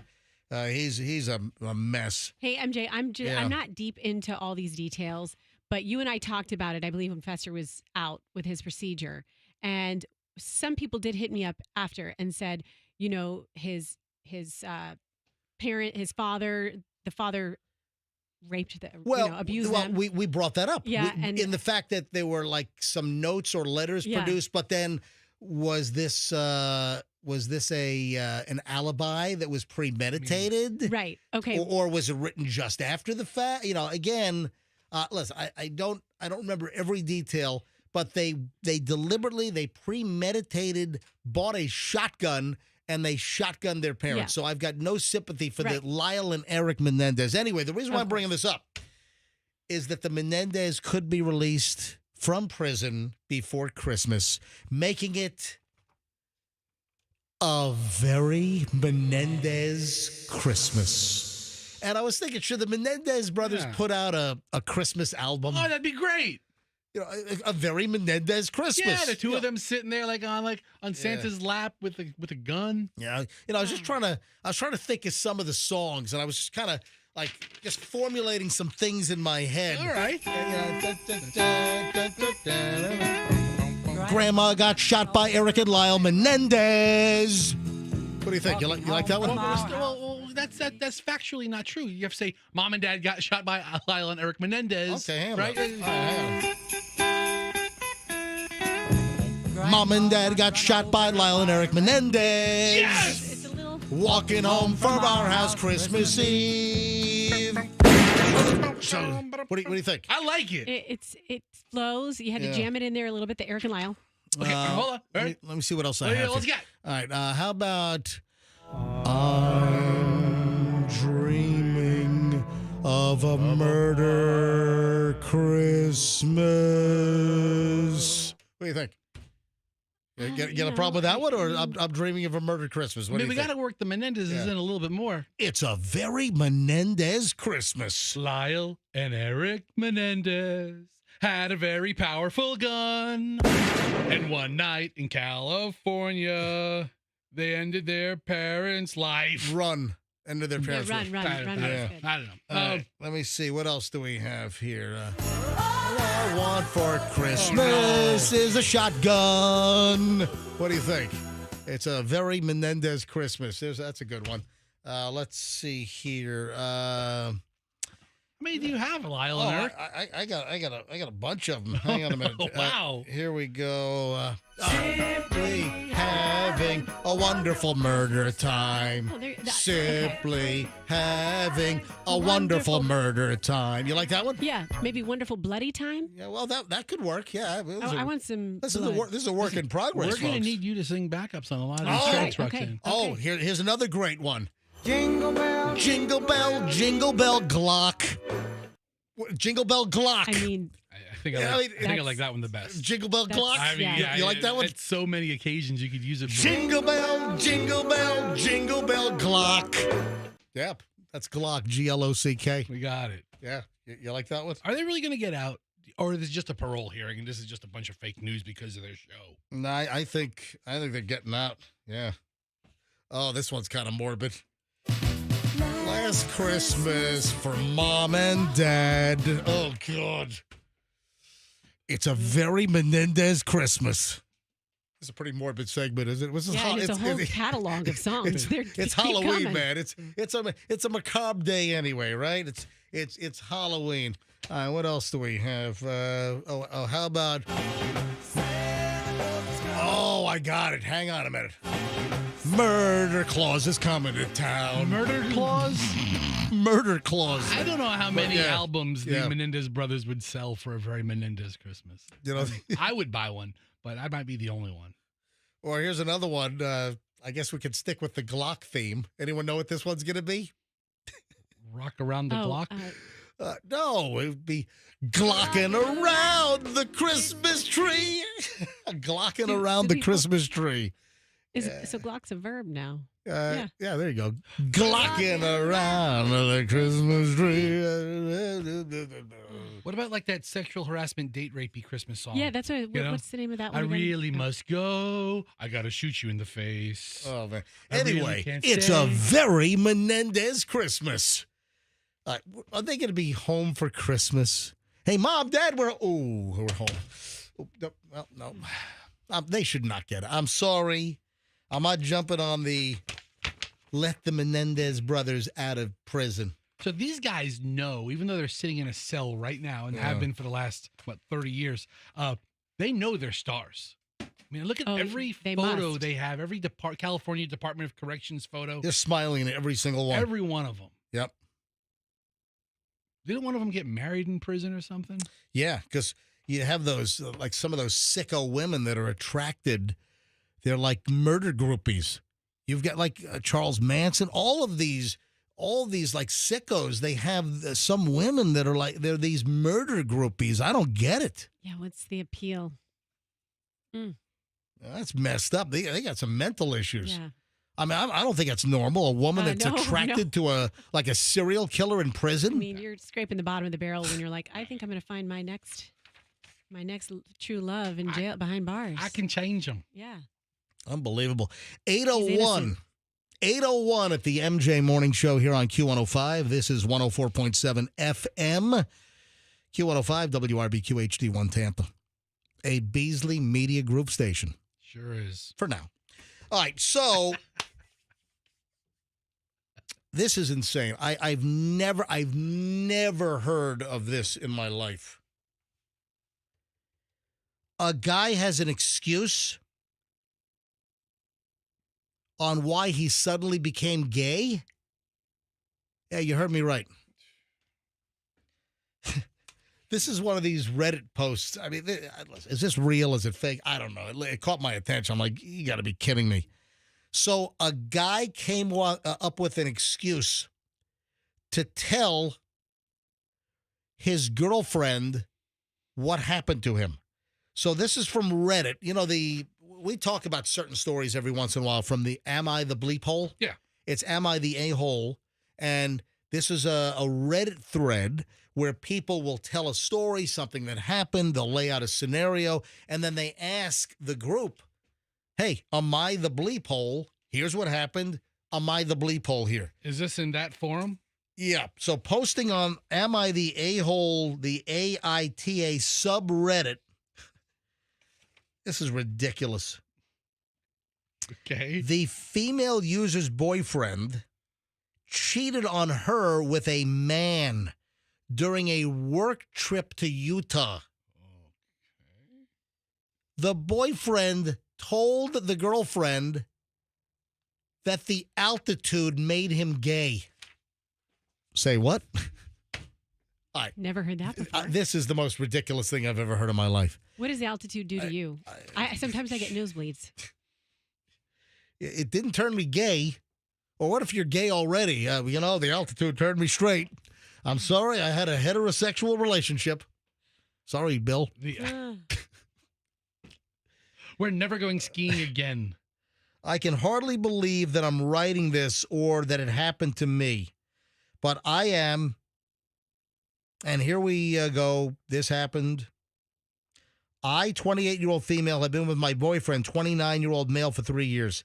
Every now and then, he has to go to Utah for a few days because his team has a customer service branch that operates out of there. I got a text from one of his coworkers who has become a friend of ours, and it said that on the trip, my boyfriend cheated on me with some guy on the customer care team. The user did not believe it at first, mentioning that her boyfriend has always been identifying as straight. She continues, when I got home, she continued, when he got home, I asked him about it, basically expecting him to confirm it was nonsense. Instead, he got real quiet and had to sit down and said that he had to tell me something. He said it was true. He did have a one-night stand with a guy. I couldn't believe it. I asked him if he was telling me that he was gay or bisexual, and regardless, cheating is cheating. He insisted that he was not gay at all, but the strangest thing happened. He said that when he was at dinner with his Utah coworkers, he suddenly became gay. She says, what? What the bleep? He said he thinks it was due to the altitude. I mean, well, he also said, then he said, when she didn't believe that, he said, well, it was the opposite day. You ever use that excuse for something when you're a kid? It's opposite day. According to the woman, the man reportedly got really confused as how all of a sudden he was gay, claiming that the higher altitudes have an impact on how people think, but added that as soon as he landed back home, he was back to being straight. I mean, I do think altitude affects people differently, but I don't know if it's that different. Utah is considered a high-altitude state. The average elevation in Utah is 6,100 feet, but that is the most ridiculous, preposterous explanation for the guy having a fling with another man and then telling the girlfriend, I'm sorry, the altitude made me gay. Now I'm back at normal altitude. Boop, I'm straight. I'm surprised he didn't go with like the customer care route excuse. Like, hey, the guy was in customer care and just caring for his caring for me. Yeah. Right? That is the most. That is the stupidest. I mean, you wonder if the story's even real, but because you got to question. I mean, there are some people that are clearly exercising phenomenal creative writing skills by writing some of these little pieces, and some are true. I'm sure some are like just total fiction. And this old boy had to spill the beans on all this the second he got home. Yeah. Couldn't let it rot inside of you for a while, buddy. No. All right. Guess who's turning 40? Who? Millennials. Oh, that's right. They're knocking on that door, aren't millennials are turning 40, and apparently, Fester, you saw this. Yeah. Millennials are what? They're freaking out. Freaking the freak out. I mean, think about it. You spend your whole life hating somebody who's 40 and over, and up here you are. Here we go. Welcome to 40. Yeah. Everybody ages, and these ages. I remember thinking how old people were. I'm like, oh my god, that guy's so old. He's like 34. Yeah, especially when you're a 20-something girl, you're like, oh, look at that old guy who's 32. Hey, any millennials listening right now that are turning 40, or you're about to, or just did? Is this a thing? Are millennials really freaking out? Listen, I'm Gen X. I don't think I freaked out when I turned 40. Nah. No, I don't. Not at all. I mean, the decades are big birthdays, though. Yeah, they do freak you out. I mean, you know what? Let me see if I can grab a couple of calls here. Do it. Are you a millennial? Have you just turned 40? Are you about to turn 40? And do you believe this story that millennials turning 40 are freaking out right now? I'd love to hear from you. True or false? Confirm or deny? 800-990-1047. 800-990-1047. But it's something about the millennial generation. And the millennials are what? Gen Z is 96 to like 2012. The millennials are what? Like late 80s to early 90s? Yeah. This is when we need that helpful to mid-90s. helpful chart that my sister made for you, MJ. So I guess stop with your sister's chart. If they're turning 40, then they were born in 84. Gotcha. So 84 to 90 something. Right. Yeah. So are you freaking out? Are you a millennial? Are you freaking out? Are you turning 40? Did you just turn 40? Are you getting close to turning 40 and you're a millennial? Is this true or false? Is this just made up crap that millennials are freaking out because of 40? They're absolutely terrified to hit the big 4-0. 800-99, look at the phones. Every line is ringing. 800-990-1047 gets you in. I haven't had any age. There's been no age or like a decade milestone. Nothing has freaked me out. Now, You're one cool customer. Well, the next one might, because I can't even fathom it, because I feel like I'm 27. Yeah, I mean, the next one you start getting like all the senior discounts. Oh, my God. All right. Anyway, so, folks, yes or no? Are you a millennial? Did you just turn 40, getting close, and are you freaking out, or is this a non-story? 800-990-1047. That's how you get in. Take a couple of calls here. 800-990-1047. And then, man, I got a date story. I've got a date item of a guy and a girl meeting for a date, and then it turns out they're doing the same thing in the parking lot prior to. You got to hear this. This is crazy. We'll get to that coming up in just a minute. And then a creepy roommate story. Ooh. Oh, my God. This is a Halloween creepy. Well, it has nothing to do with Halloween. It's just creepy, and it's Halloween. All right, so you got to hear this. It's coming up in a minute. Let me grab calls here. Mike in Lakeland. Mike, hi. You're on the MJ Morning Show on Q105, 104.7 FM. Hello. Hey, MJ, how you doing today? Good, Mike. How old are you? And I just turned 40 in September. All right, so you qualify. You're right here you're right in the hunt here. Did you freak out as a millennial turning 40? Well, I don't know if you could call it freaking out. I would say, I don't know, it was like a big life change. I've noticed a lot of my, people close to me, my friends, those type of people, they seem to be very nostalgic at this age. Like, I don't know if it's like if it's because of the age of the internet. There's a lot of nostalgia that's like thrown at you, especially in like Instagram reels, stuff like that. But I did notice, I was just like, oh, I'm 40 now, like my knee hurts. I don't sleep well anymore. I'm not a young kid, and I have two young kids of my own. One's 11, one's 5, and when I'm around them, I just want to be a kid again all the time. Aw. Well, listen, there's nothing wrong with that. I mean, stay young. I mean, my wife calls me a man-child. Your attitude keeps you young. That's because of your tantrums. Yeah. I don't have tantrums. You don't have them either. All right, Mike, thanks for the call, buddy. Mike brings up a good point. Yeah, no problem. Yeah, because I think there's a comedian who did this, but Brian Regan, and basically once you hit that age, 40, whatever it is, and you go to the doctor and you're like, my knee hurts, and they're like, yeah, it does now. You're 40. Your stuff's going to hurt now. That's not always the case, but I understand what you're saying. All right, Stephanie in Tampa. Stephanie, hi. You're on the MJ Morning Show. Hey, MJ. How are you? Doing fine. Go ahead. I actually turned 40 in February, so I've kind of got time to be acclimated to being 40. But I would say that it's not really so much freaking out. I think a lot of people just are not prepared in life for turning 40, so 40 might look a lot different once you get there. Because a lot of times I think when I thought of 40, I thought of like old pop belly, and that's not really what I'm seeing anymore. I think. So are you looking good at 40, Stephanie? Is that what you're telling us? I think I'm looking excellent at 40. Excellent. So I don't feel it the same. So you've had, 10 months or so to kind of get acclimated to 40, and do you feel better now, Steph? I do. I don't know if it's not as scary just because I'm already here and I don't have a choice but to deal with it. But it does. I remember being 20 thinking 40, I'm like not far from death. So it's definitely, I sincerely remember thinking that. And I remember my parents being 44, and that was super old to me. So I just think your perspective changes as you get there. So I don't really think you freak out once you finally arrive. Steph, you sound very healthy. Thank you, Stephanie. Yeah, you do. Thank you. Cheryl in Sarasota. Cheryl, you're a millennial. How old are you? Are you 40 now or about to be 40? Okay, here's the deal. You ready? Yep. Yeah. I'm turning 65 in March. 40, you people are babies. You have your whole life to live.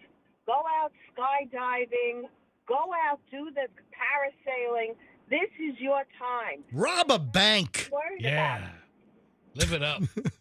I'm kidding. Don't rob a bank. You're absolutely right. Are you listening to me? Because this is ridiculous. Yes. 40, 40, you could do anything you want. Yeah. You know what kind of crap it is to turn 65?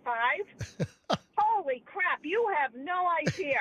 Your parts start falling out when you get up in the morning. What, are you pooping your pants? What's going on? No, I'm not. I work in an assisted living. All right, okay. Sorry. I am no, don't be, because I'm doing good deeds. Oh no, I'm sorry for saying pooping your pants. That's what I was. Making jokes. No, I think it's very nice you work in an assisted living facility. I work in assisted living, love it, and here's the thing: 40 is nothing. All right, so you're telling any 40-year-old millennials that are freaking out that they're 40, you're telling them, hey, get a life and shut up. Get a life and shut up. There we go, just like that. Cheryl, thanks for the call. Stephanie in Wesley Chapel. Stephanie, MJ Morning Show, you're up. Hey, I'm 42, so I've kind of been through it. And I agree with the guy, the first guy who said there's a lot of nostalgia. All of a sudden it becomes real that, you are getting older. And no, 40 and 42 is not that old, but, I find me and my husband, we just sit there and we laugh about stuff from the 80s or, just thinking about past times. And, of course, there's a lot of like looking towards the future, of course, but, things do change once you hit about 40. You're absolutely right. Right. Well, Steph, thanks for the insight. I appreciate it. One more call on this, and then we'll move on. Sabbath. Look at that. Sabbath in Tampa. Hey Sabbath. Hey, MJ, long-time listener. Been listening to you since the MJ&B. First-time caller. Fantastic. Oh, look at that. How old are you now? You 40? I am 41. Okay, so you turned 40 a year ago. Did you freak out as a millennial turning 40? No, I think it's. I think that article is complete BS. I think once I turned 40, or once, I think it just depends on where you are in life. Like right now, in my 40s, I have a great family, beautiful wife and kids. I got a great job. My career is doing well. So 40, I'm like, all right, this is a new chapter. I'm looking forward to it because I'm in a good place. In my 20s, I was freaking out because I was a broke college student. In my 30s, I was a young married guy and I had no idea what to do. But now, I feel like I got it together finally. Good for you. I'm happy to hear that. Yeah. Sabbath, thanks for calling in after all these years. Yes, sir. Have a good one, guys. Look at that. First time. Been listening, MJ and BJ days. Those go back. That's 1994. It's been a minute. Yeah. That's 1994 to 2001. And he's been a listener all those years. That's quite remarkable. All right. 8:16 at the MJ Morning Show. We're all 10 minutes older now after that segment. We're all going in one direction, everybody. Speaking of One Direction, I have a little update on that Liam guy. Yeah, we'll get to that. I got a little celebrity pile coming up in just a second. So check this out.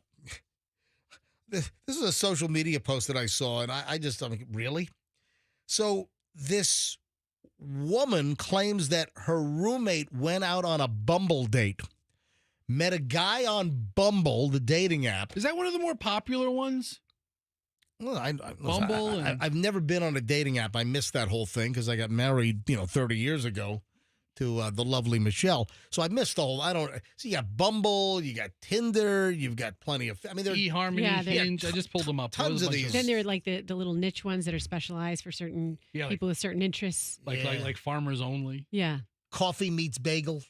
What the hell is that one? Is that a real one? Yeah, what is that? Coffee Meets Bagel. A San Francisco-based dating and social networking store. Anyway, so listen to this. This woman says her roommate went out on a Bumble date. All right.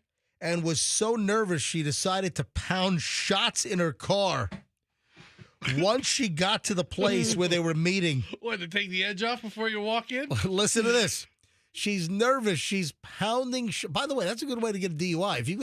If you got control of your vehicle, if you've got the keys and you're in control of the vehicle, you can pop for a DUI in a freaking parking lot, folks. Pass out in the passenger seat, people. All right. So, no, you can't have the keys. If you have control of the car. Guess what? You could pass out in the back seat. If you're in the car with the keys, that's a DUI. You put your keys in the trunk and you sleep in your passenger seat. You got to take the keys and hurl them or hide them somewhere. Just remember when you wake up from your drunken stupor where you hid your keys. But you just can't be in control of the vehicle. All right, so the woman says her roommate goes on a Bumble date. She's nervous. She's in the parking lot of the place where they're meeting, and she's pounding down shots in her car. Wait a second, it gets better. The guy next to her was the guy she was meeting, and she watched him chug vodka for 5 minutes in his car. Oh, my gosh. They're both getting hammered before the Bumble meetup. Well, it's gonna be a fun meetup. It sounds like. Oh my God. Sounds like they're already pretty loose. Yeah. They're ready to have some fun. They're gonna be puking on each other. They're gonna be they're blast ass drunk. Or taking the edge off. What I say? I ass blast drunk. Ass blast. Yeah, I think I coined that phrase. Ass blast drunk. Yeah. A couple of glass blowers. Anyway, and she concludes with, dating is rough. Yeah, it sure is. It sure is. You know what? I mean, people have different stories about these dating apps, and it's hard putting yourself out there. I couldn't imagine if I had to be back in the dating scene. Dude, I couldn't imagine somebody meeting you. Would I Bill Belichick it and end up with a 24-year-old? It would be for the same reasons she's with Belichick. I couldn't imagine dealing with dating today and the dating apps and all that crap. I just have no interest in it. Yeah, the apps to me take out the spontaneity of everything and the synchronicity and yeah, it's so hard to meet people. I mean, it is. So you have to resort to them. You have your work life, you have your home life. It's a way to meet people. Yeah, it really is. And then you go out, and very few people have natural conversations anymore. It's just tough. Yeah, good point. Communication. Either you have to get on a dating app, or you have to join a cult. And I like to smell people to see if I like them or not too. You're sniffing people? I'm just teasing, but like you really are attracted to someone's pheromones. Yeah, she's right? not teasing. So you sniff people? No, because I'm in a relationship, so I'm not trying to find another one. Do you sniff Doug, your husband? Of course I do. All right. I mean, but I just remember when we first started dating, I was like, oh, I like how you smell. Doug, how about we, have a bottle of wine and I sniff you? It's like when you come home and the dog sniffs you, Yeah. or if you've been around another dog. Yeah. Your dog goes, that whole sniffy thing. Yep. Yeah, sometimes when my dog sniffs me, I sniff him right back. Oh, I kind of so give them cute. the, I do the little dog sniffy noise. To normalize it? Oh, yeah. Yeah, just let them know they're not the only sniffers around. All right, so this is a creepy roommate story. Oh, the guy's 24 years old. This guy shares this terrifying story. This was shared on Reddit.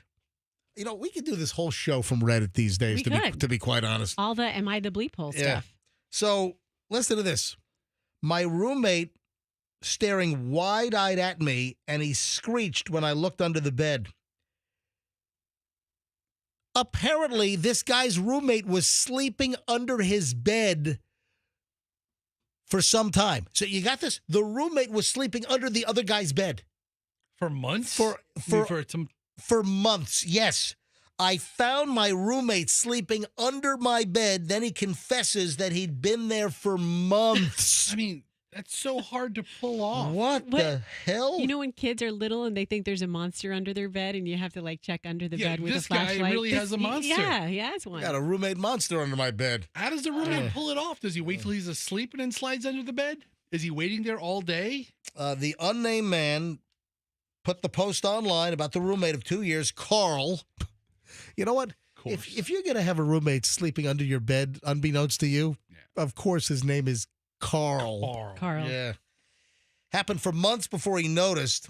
He confessed that he'd been sleeping under my bed for a few nights a week for 3 or 4 months, and that he was doing it to get closer to me and psychically saturate each other. What the? Dude, you got to get out of it. You got to get rid of this roommate. You really do. And what's the roommate's rationale for this? To psychically saturate this guy. Exactly. That's it. To become closer to his being. They became roommates due to happenstance, but Carl, 24, seemed to try to make more out of the relationship. Yeah, Carl. Are these both men in this Carl equation? is identified as pansexual. What is the technical definition? I think that's a little bit of everything, or a little bit of this. Hold let's see. on. Give me the actual definition of pansexual. Pansexual, a sexual, romantic, or emotional attraction to people of all genders, regardless of their gender identity. I think at one point, did Miley Cyrus say she was? I think it's when you're into the person, not the labels. Right. So the prefix pan comes from the Greek word pan, which means all. So like IHOP, International House of Pancakes, it's all cakes. All cakes. Attracted to all cakes. I'm attracted to all syrups at IHOP. I have to confess. They're all delicious. Oh, man, that's just weird. So discovers the roommate under the bed. Carl, what are you doing under my bed? Yeah. I 3-4 nights a week. I'm bunking under here. I'm psychically saturating you. I've never heard of that either. I've never heard of that term in my life. What will Carl say? Oh, hey, Bill, how are you? Oh, sorry. I said I didn't feel comfortable with him asking me such a personal question. The question was, do you have any interest in experimenting with other men? Okay. Yeah. Despite the bizarre conversation, I guess they remained roommates for some time. I had a horrifying experience. I heard a noise under my bed. It was a movement. At first, I thought I was imagining things, but then I heard it again. Is it a mouse? What the hell is it? Turned on the phone flashlight, and then the roommate was under the bed. So Okay. that's the backstory. And now I just Googled psychically saturate. Yeah, what does that because mean? I was curious as to what that means. The only thing that comes up is this article. Like 10 different versions of this article. I've never heard It's his that thing. term Yeah. before, to psychically saturate you. It's his original thing, the crazy roommate. There you go. Absolutely. All right, some celebrity stuff here on the MJ Morning Show. Smashing Pumpkins, you know their biggest song? Oh, Are we playing Smashing Pumpkins play because 'em. it's Halloween? No. Oh, you know what? Oh, I didn't even think of that. Oh, okay. That's the only reason why I thought you wanted the song. No. You know People what? have the jack-o'-lanterns I did not even think of that. No, it's a Smashing Pumpkins related story, and it has absolutely nothing to do with it has nothing to do with Halloween. Nothing to do at all with Halloween. Is my favorite Smashing Pumpkins song Disarm? I don't know. I'm not a huge Smashing Pumpkins fan, but 1979? Yeah, I think this is the only Smashing Pumpkins song that I know. This was a #1 hit. Andrew, can I request Disarm? What? I'd like to request Disarm. I think that's my favorite one. Yeah, Andrew, what Smashing Pumpkin do we have in the system besides 1979, which is probably the biggest hit? Probably this is the only one that's in the system. I don't know. Maybe they have Smashing Pumpkins in the first place, which, believe it or not, on Halloween 2024, the Smashing Pumpkins story has nothing to do with pumpkins at all, which I didn't even think of that. Are we going to play All right, so I've heard of this, but this was not I don't think this was a big hit for them. It was a moderate hit. 1979. This is the big hit. All right, so why the hell am I talking about Smashing Pumpkins that has nothing to do with actual Smashing Pumpkins on Pumpkin Day and Halloween? Because the lead singer of the Smashing Pumpkins is Billy Corgan. Yeah. His mother-in-law was injured after a car smashed through their tea shop. Smash! No, it's not Smashing Pumpkins. It's Smashing Storefront. I thought you were going to say, like, smash through a pumpkin stand and hit the old lady. Oh. So Billy Corgan apparently owns a popular tea shop that his mother-in-law works in. Look at this picture of the car. Oh my gosh. Exactly. Yes, a person driving a red Mini Cooper smashed. I mean, how ironic. The name of your band is Smashing Pumpkins, and somebody smashes through the front of the store. That's awful. And wait a minute. Look to the very left of where the car smashed through the window. What do you see? Pumpkin. Yes. I mean, this is life imitating art if we've ever seen it. Oh my gosh. So the car, this Mini Cooper, half the car is smashed through the whole front of this store. It's a tea shop that and there are pumpkins that are actually smashed. Okay.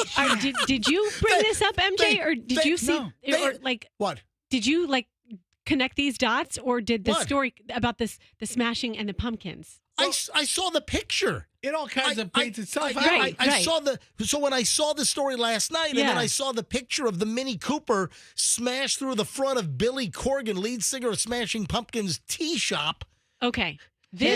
We are living in the Matrix type of stuff. And there were this is it. There were pumpkins outside the store, and the Mini Cooper smashes into the pumpkins and then into the storefront. See, Roxanne, this is like the gift that keeps on giving for what we do. I mean, because, Billy Corgan's mother-in-law in an accident. That might get I know. That might get a click. Yes. Then you look at the picture. That might get a click. And then there's pumpkins, and it just keeps rewarding you. Let me give you the story. Let me give you more details. This is a hit the gas instead of the brake kind of thing, too, right? This is from NBC Chicago.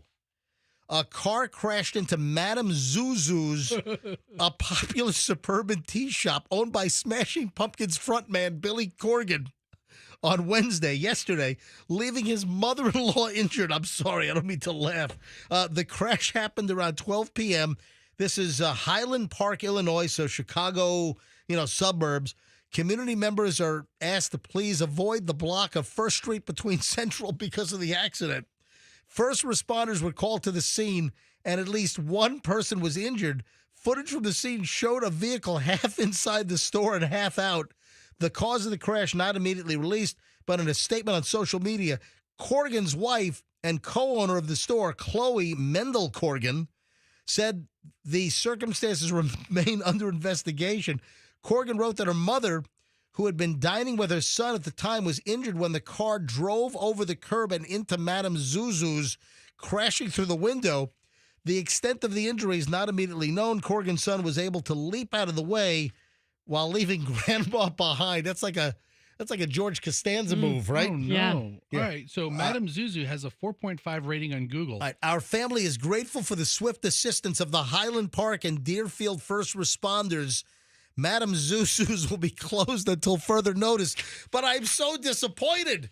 NBC5 Chicago, they don't point out that pumpkins were smashed in front of the Smashing Pumpkins owner's store when the car smashed through the storefront. Wow. Is that crazy? That's nuts.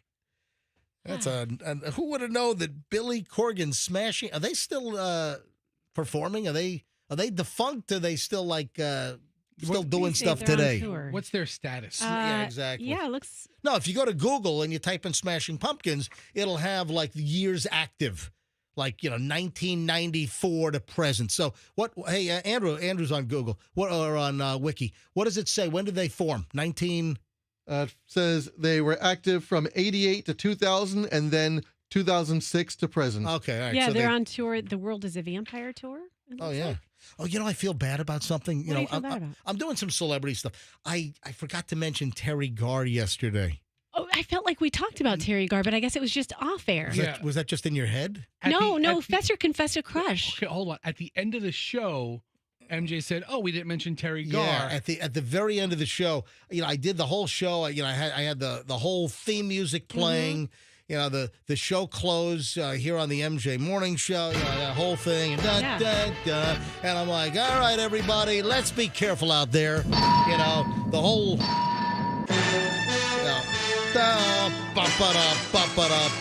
My whole end of show sequence yesterday, and we hit the commercial break, and I said, oh, crap, this is off the air.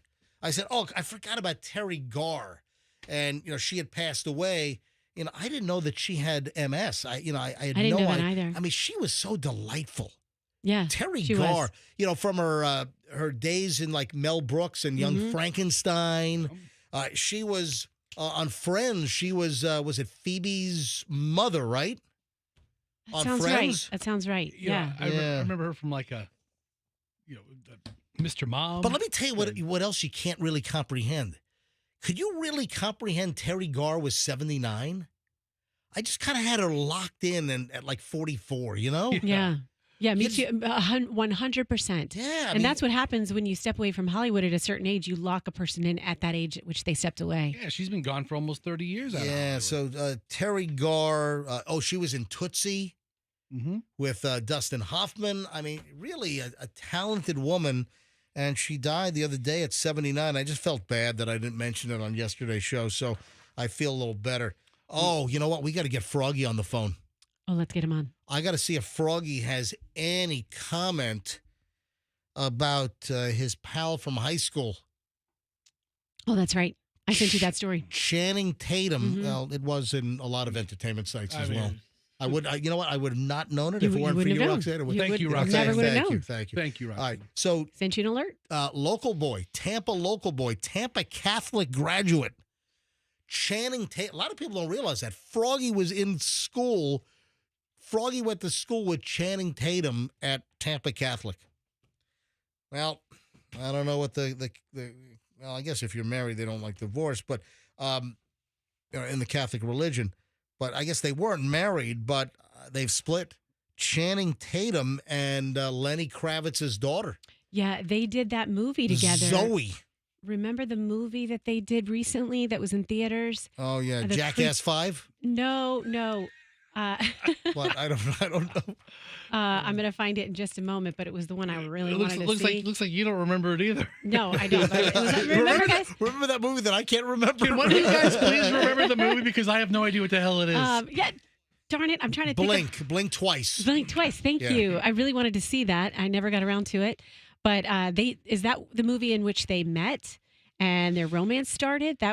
She directed that, and he was the star of it. You don't know. I assure you we don't. They were engaged for 3 years, and they've broken up. Channing Tatum and Zoe Kravitz have broken up. The engagement is over. Zoe Kravitz has been seen without the engagement ring for the first time that she was spotted since word came out. They called it quits. All right. Yeah, they were together for 3 years. They were engaged a year ago, a little over a year ago, and now People Magazine yesterday confirmed that they're Dunsville. They're over. Yeah, Channing Tatum's 44, Kravitz is 35. Started dating while working on the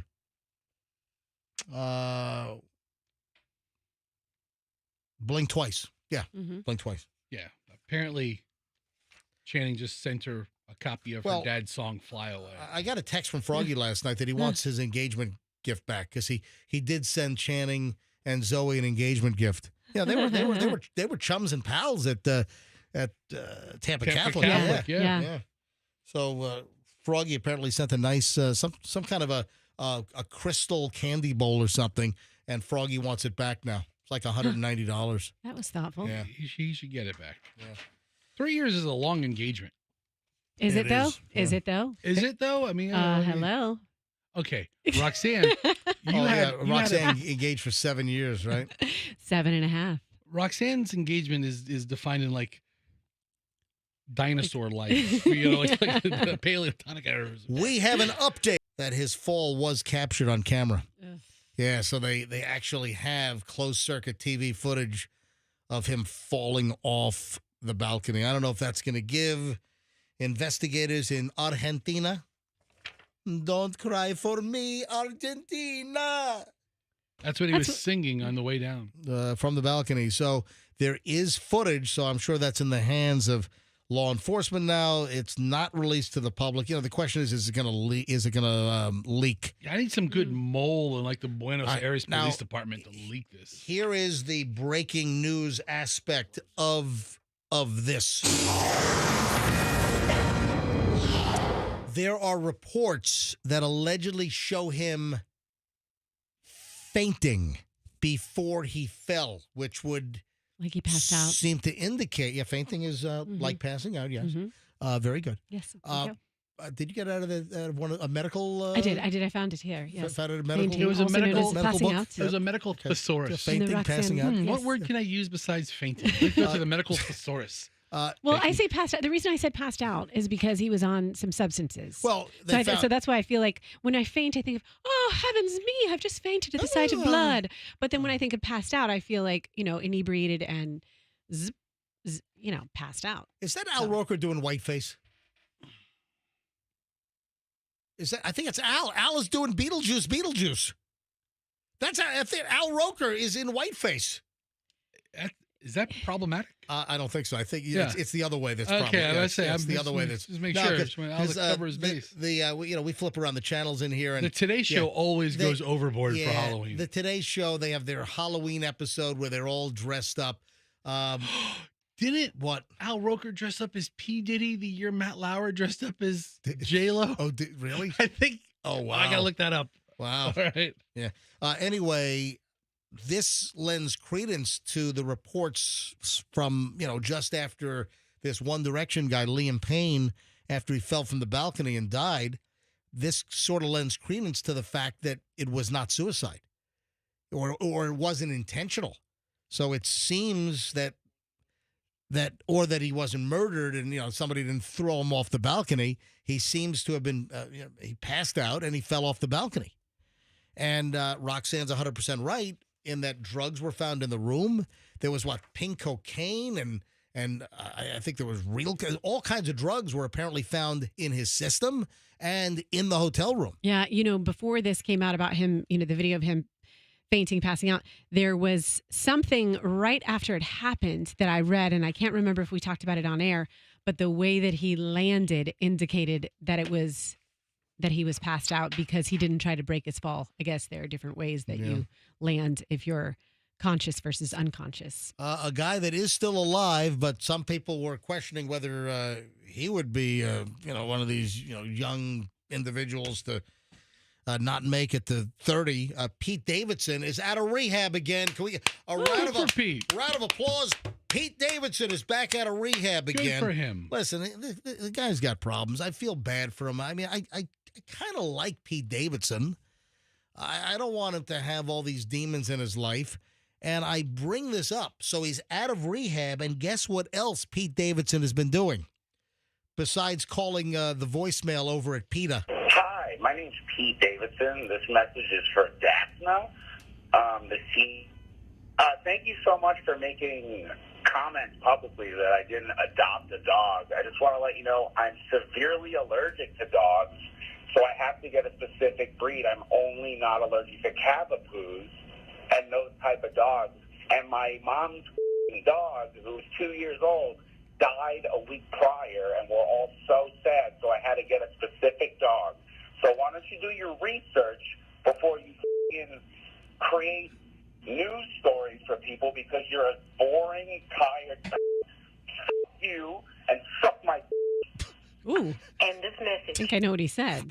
That was Pete Davidson leaving a message for PETA. Hey, good for him. Because he got one of those designer dogs that apparently is hypoallergenic and he's not allergic to. He needed a specific dog when their dog passed away. And then PETA, they went off on this big blitz about, oh, Pete Davidson, how dare him get like a designer dog? Why couldn't he go to a shelter and get a sheltered dog? And listen, that's a wonderful thing to get a sheltered dog, but if you need a specific dog, so he left that message for PETA after PETA put out a statement excoriating Pete Davidson. Anyway, I like to play that whenever possible. All right, here's the deal, though.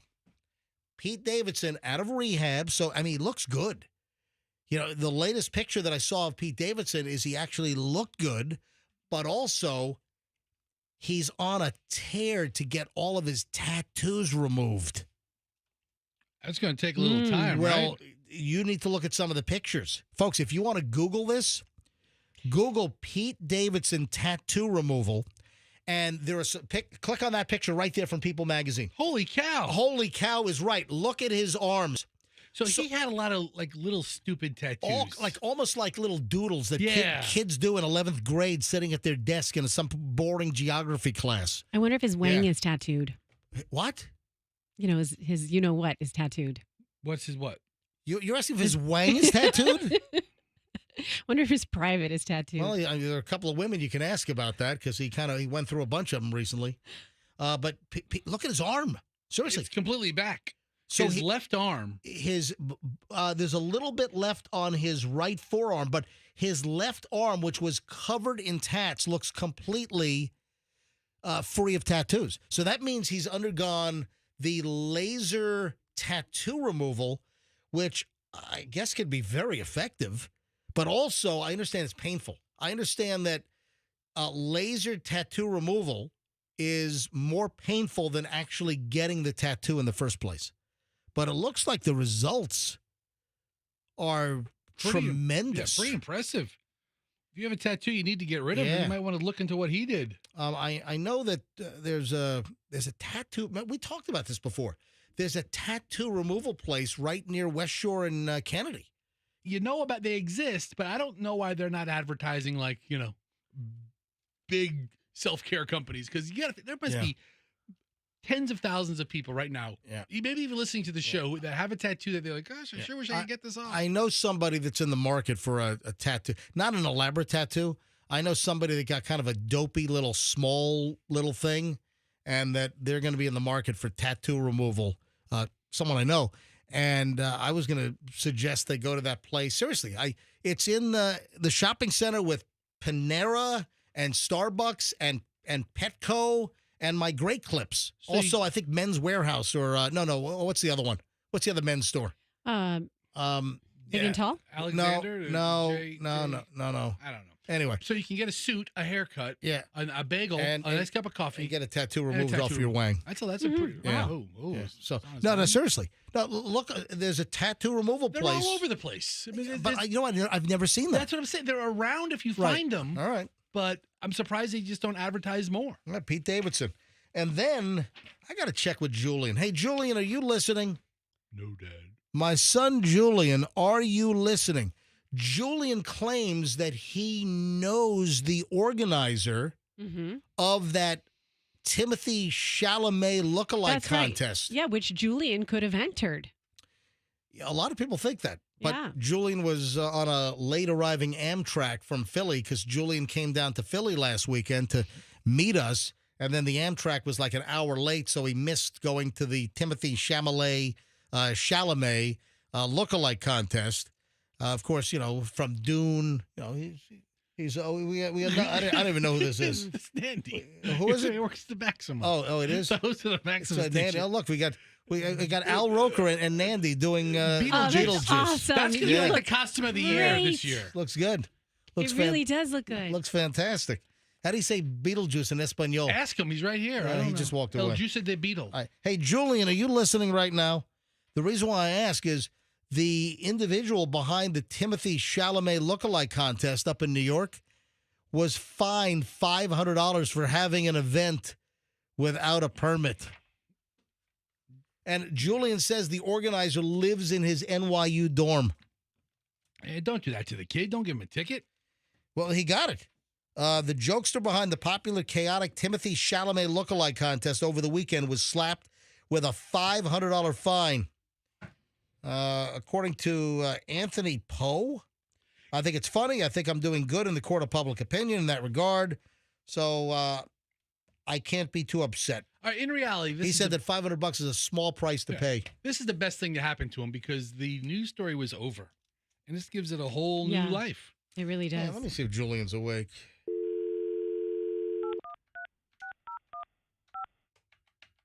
All right, calling Julian's cell phone. But Julian said, hey, guess what? I know the guy, or the guy lives in my dorm that did the organized the lookalike contest for Timothy Chalamet. If he was listening, he would have already called in. So he might be asleep. What time is it? Halloween morning, Thursday, 8:48. Good morning. Oh, hey, dude, are you listening? I am not. Why? What are we talking about? Why are you not listening? Yeah, you usually listen. What's your problem? I'm walking. Somebody. We need an on-air name, but I'm walking a certain person to class. If you're talking about your lady friend, we already dropped her name, I think. Yeah, I know. We already Unfortunately, mentioned it. Julian's got a girlfriend. I wanted another Chet person. I wanted like a Chet name. How about Chetette? Chetette? Chetette. Hey, listen. If you're not listening, you didn't hear what I just spoke about. Didn't you tell me you know the guy that organized the Timothy Chalamet lookalike contest that happened in Washington? I do. His name is Tamir Omari. Well, wait a sec. Why am I reading Anthony Poe? No, well, that's like another guy, but it's not. He's like he did a collab with him. On Instagram. His name is Anspo, and actually my roommate knows Anspo's editor. All right, so wait a minute. So his video editor. Do you know both of them? Are they both NYU students? No. The other guy's like an actual full-grown adult, I believe. All right, because I saw that at least the Anthony guy got slapped with a $500 fine from New York Parks and Recreation because they didn't have a permit for the contest. I know on Tamir's Instagram he said like, a few thousand people later and a $500 fine. So I mean I don't know who did actually officially get the fine. Gotcha. All right, I can text Tamir and see if he got the fine. Yeah, I'm just curious. All right, have fun walking your girlfriend to school. You mean Chetette. Yeah, We're gonna have to come up with something better than that. All right. Yeah, we do. Fester, I'll task you with that. All right. All right. Anyway, I wish everybody who's from the cot a good morning and what is it, Thursday? It's Happy Halloween. No, Happy Halloween. Yeah, and it's Halloween. Yeah. All right, buddy. I'll talk to you later. Have a good day. Be safe. All right. Watch out for needles and candy. We don't live in New York like you weirdo. There are no needles and razor blades and candy in it. All right, Julian. See you later. All right. See you. All right, Bye. Bye-bye. All right, when we get back, this brings to a close over an hour and 20 minutes of Nonstop MJ. When we get back, I have ridiculous audio from a so-called social media influencer trying to get free crap. Now, I don't know if this is real. In fact, I've got some doubts. But there is a private plane company. There's an aviation company, a charter company that provides charter flights. You can get a private plane flight from this company. So I looked it up. It's a real company, unless they're putting up a hell of a cover. They've got websites and everything. But they've got some social media videos. I'm like, come on, these aren't real. But it's fun to hear. So hold on. You got to hear where this is going next. Also, a mother is saying that her husband told her to knock the kiss off that she would give her son. Like, a mom giving her son a kiss. Yes. The father told mom to knock it off. Why? You got to hear the reason. Anyway, there's more on the whole Tom Brady, Gisele Bundchen situation and Gisele being all pregnant and everything. So, we got a lot of stuff. We got an hour to go, and I've got much more than an hour worth of material to squeeze in. So don't move. We're back in minutes here on the MJ Morning Show on Q105. Do not move. Let me tell you about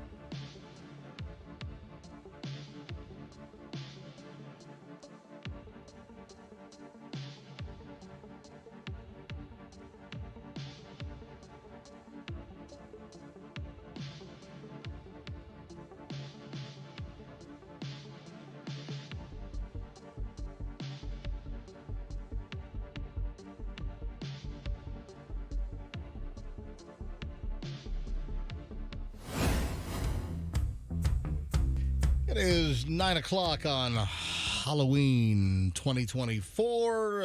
Obviously, be safe tonight. You know, there's a lot of concern about the kids and the debris piles. I don't think there's much to be worried about. Just walk around the piles. Just be aware. Yeah, the piles that remain. So I have a influencer story. You know how much I love these influencers. Bunch of jacktards. Listen. Says the biggest influencer I know. Yes, but I don't. I do a radio job, and just inherently because of this job, you know, it's sort of like an original influencer kind of deal. I mean, you're not trying to sell products like, you know, buy this, blender or. Listen, I have spoken with you, Fester, and Roxanne, and obviously the years that I've done this broadcast gig, I have spoken to millions and millions and millions of people over the years. So is that influencing? To a certain extent. You know, people take my advice. People listen to what I have to say on certain things.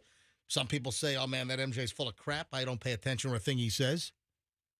I vomit when I hear his voice. I turn him off. I mean, who knows? You know, a little bit of everything.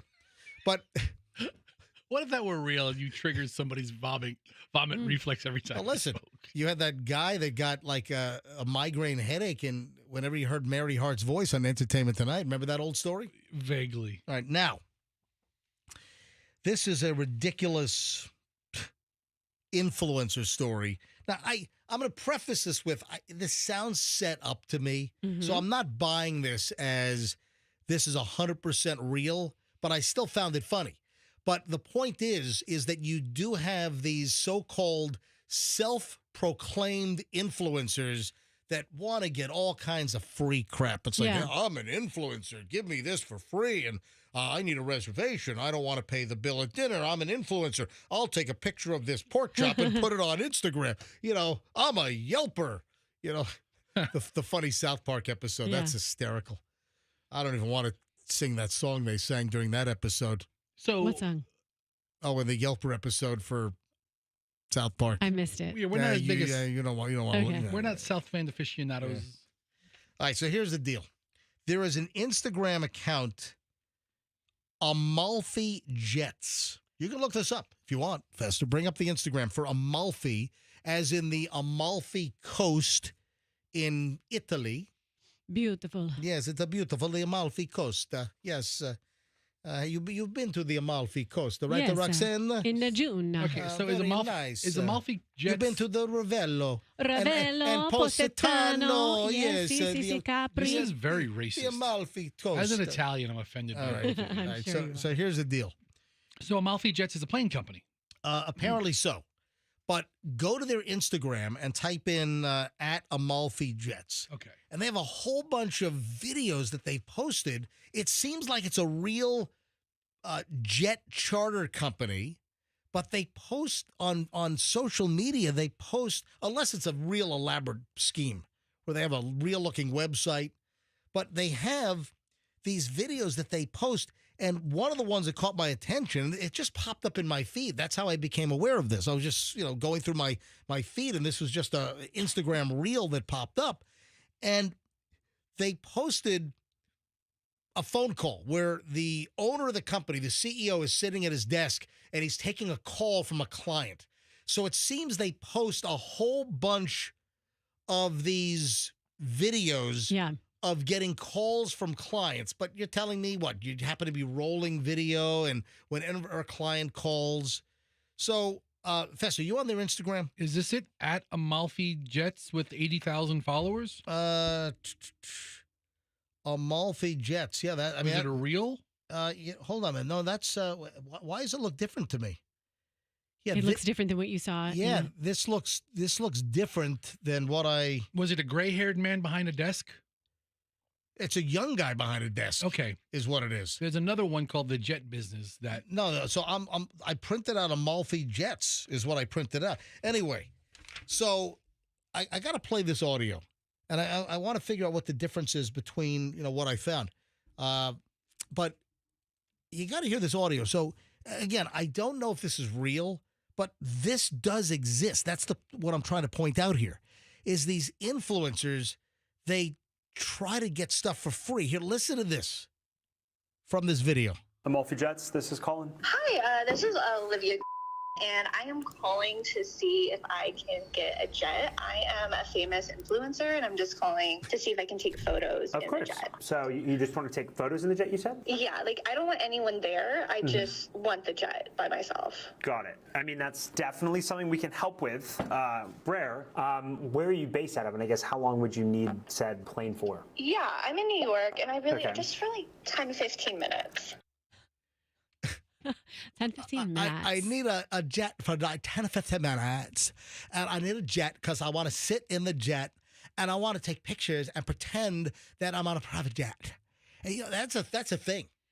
I feel like if you really fly on private jets, you don't take pictures. Nah. All right. So here's the second part of this phone call. We can't really just let you on board the plane for 10 minutes just on a photo shoot basis. It kind of costly because essentially we're pulling that airplane out of service. There's lost revenue, there's parking fees and stuff like that. How much would it be just for you guys to pull it out so I can take photos? Yeah, so if we took an airplane out of service, let's say for a couple hours, we're looking at a minimum, I'd say about $15,000, and that's pretty much a standard airplane like a Challenger 350 or something a little bit bigger like a Gulfstream. And then she doesn't like the answer to that, and then says that it's on it. Did you pull the second part of that? Did you pull the last part? I don't see part 3. But did she hit the roof when she? Yeah, part 3 is missing. Yeah, I see. I have part 1, part 2. I do not have part 3. So put part 3 back on quickly. So there's a conclusion, and she finds it unacceptable. $15,000. She has a $200 budget. She wants to climb on the private jet for 15 minutes. And I got $200. Listen to the conclusion of this. I was thinking maybe $200 and I could tag you guys in I'll give you $200 and I'll tag you guys. And I was thinking maybe $200 and I could tag you guys in my post. I'm super famous on Instagram. I'm sure you've heard of me, so I'm really doing you guys a favor. I'm sure you're super famous, and I love that for you. In terms of cost, I mean, everything is going to be well over $200. It's going to be really unacceptable if you're unable to help me. Again, I'm sorry. I'd love to help you out, and we can, just not at that $200 price point. So. All right, well, it's not really my problem. This call is kind of a waste of time. I appreciate you calling. Best of luck. This is fake. Is this fake? Well, listen, that's my It's fake. That's my. I suspect it's fake. Yeah. Yes. So, but apparently this is a real. It's a spoof on what really does happen. Well, but if you go to Amalfi Jets, and I just figured out what the issue was. If you go to Amalfi Jets on Instagram, AMALFI Jets, they've got 80,000 followers, and the regular posts seem to be like real posts. But if you click on Reels, on the Reels, that's where they're posting these. I think spoofs. You know what? These aren't spoofs. What happens is these companies, MJ, they're getting their leads through social media. Right. So they have a video team ready to go to take their call. When they take their calls, they do interviews, they do production, they put out content. You want to hear another one? All right, so let me just play one off of the actual Instagram Reels feed. And listen to this one. This guy wants to skydive out of a jet. All right, you got to hear this. Let me bring up this audio, and here we go. Do you have a second? I do. What's up? So I have a bit of an interesting request for you. Okay. I'm a professional skydiver, and so I'm wondering if it might be possible for me to jump out of one of your guys' private jets. And I'm a content creator, so I'd of course be filming videos and shout you guys out. Yeah, so in terms of skydiving, love that for you. That sounds fantastic. I myself would absolutely never, ever, ever do that. But unfortunately, you can't jump out of a private jet. Can't really open the door mid-flight. In terms of a private jet, I can make a referral to one company I know that allows you to jump out of a jet. I was really looking forward to booking with you guys. I see your TikToks all over, and I was maybe going to bring some publicity to you too. But if anything, publicity about people jumping out of our planes is probably not good publicity. Just one more thing. Sure. Say I were to just charter a plane with you, right, and not say anything about skydiving. Would there be a door that could open, and then I could jump out of, theoretically? Theoretically speaking, no. However, what we can do is this. Where's somewhere that you've been wanting to go skydiving? I would love to go skydiving in Hawaii. Great choice. So what I could do is I could help you with a jet, let's say a Global 6000, that's going to fly nonstop. Land, one of our cars will take you directly to another airplane that you can skydive. Anyway, they've got a whole series of these videos, but they sound fake to me. It's almost like they're inventing these scenarios, and they sound like friends or phone actors that are playing the parts of these so-called influencers. So, listen, I've been doing this long enough, and I can tell a real call from a phony call. But the point is you do have these influencers that hit up all these businesses looking for free crap. And it's like, I'll give you a social media post. Come on. I mean, like doing a radio show, we're real influencers. I mean, come on. That's For right. real. Yeah. For real real. influencers. The original, the OG influencers right here. I thought that was pretty funny. So Amalfi Jets, and there's like dozens of these videos. It's not on their main feed. You got to click on the Reels, and they have but this is how they create their content. Even if they are staged calls, it's content that's getting people to watch. But I think it's a real charter jet company. Everything about the company looks real, but these calls are kind of funny. Hang on, I'm just going to randomly choose another. There are dozens of them on here. Make weight, baby animal, her blankie, a great question. My spray tan. All right, my spray tan. All right, let me hear this one here. Let's listen to this one. And here we go. And why is it not playing? You have to unmute it. Oh, I didn't mute. I just got on earlier before the flight. Seems to have. All right, hang on. That sounds phony to me. All right, here we go. Spray tan. Let me do it again. Here we go. Colin, this is Annabelle. Hi, Annabelle. I noticed that a bit of my spray tan that I got on earlier before the flight seems to have transferred onto the chair. Okay. And so I guess hypothetically, if I were to replace that, how much would that be? Got it. So how much of the spray tan came off and is now on board the seat?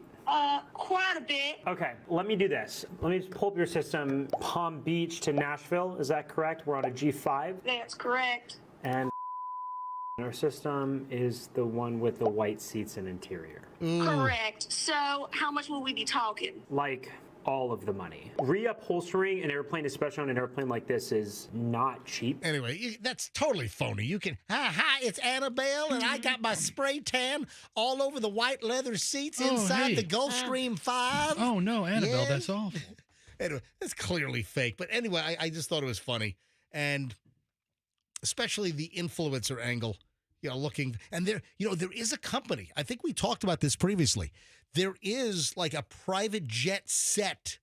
And was it New York or L.A.? There's a company that rents out a private jet set where you can just go in and take pictures for like $100 or something. Oh, wow. Yeah, it exists. An airplane mock-up, and you take pictures so people think you're on a private jet. There's so much of what? IG is fake. You know what? Yes. You know what? You want to watch me on a jet this weekend? I'm going for my dad's 82nd birthday. I'm flying Spirit Airlines from Tampa to Fort Lauderdale.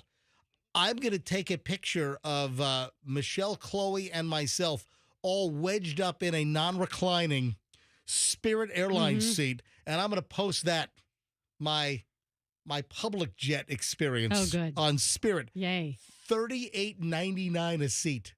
$38.99 is what we paid to fly from Tampa to Fort Lauderdale this weekend. That's good influencer stuff. That's a deal.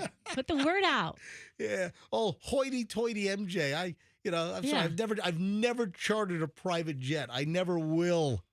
Yeah, I'm flying Spirit for $38.99 per seat this weekend. Because you care about the environment. Right? Yeah, Fester found you find a couple of mock-ups. They lease their sets to movies. Yeah, TV shows. But influencers can also rent these. It's not booked. Right. Yeah, and probably at a reduced rate. They still get revenue out of it with influencers standing on the steps and sitting inside by the window. They want to pretend they're flying private and post pictures up on their Instagram. Oh, look at me. I'm flying private. Oh, yeah. All right, 9:14 at the MJ Morning Show. We have a little Tom Brady update. I mean, it's somewhat similar to where we were on this yesterday, but more stories are coming out. The latest is from page 6. Tom Brady is stunned, and we actually had the word stung yesterday. Stung. Didn't we have the word stung yesterday? Yeah, we had both. He was stunned. And he was stung by the news that his ex-wife, Gisele Bündchen, is pregnant with the Tai Chi guy, with the jiu-jitsu, right? He's essentially the Mr. Miyagi of Central America. Exactly. So, Joaquin.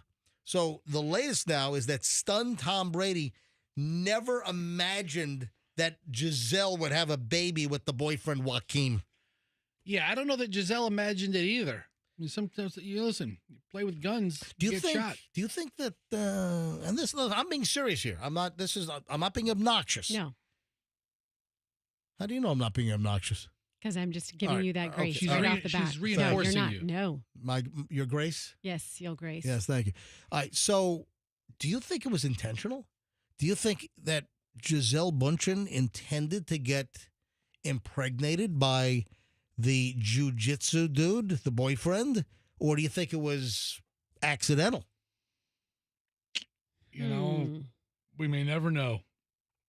I mean, something to ponder, but Tom Brady's stunned, never, ever imagined that Gisele would have a baby with the new boyfriend.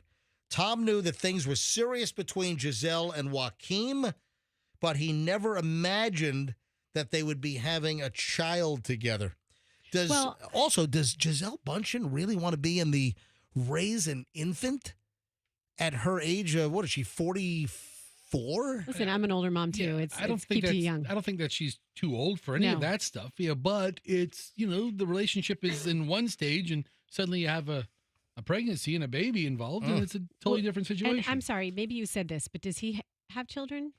Joaquin? Yeah. I have no idea. Joaquin is like really 30. What is he? He's 37 or something? He probably doesn't have any kids and wants some. Maybe. He's 35. So Gisele is almost 10 years older than him. Hey, good for them. Yeah. I mean, that's what you do. You fall in love. You want to procreate with someone, and they're doing it. Or you just do it, and then, hey, we're having a baby. Okay. He's second string. He's back up. Well, what do we do from here? He's back up. I mean, that does happen in your mid 40s. It does happen. Oopsies. Listen to and Andrew, I've got a Disney story for you. I've got a terrible Disney story. Now, it's not Disney itself. Disney's the victim here. I've got a Disney victim story that is crazy. And this person ought to be punched in the face.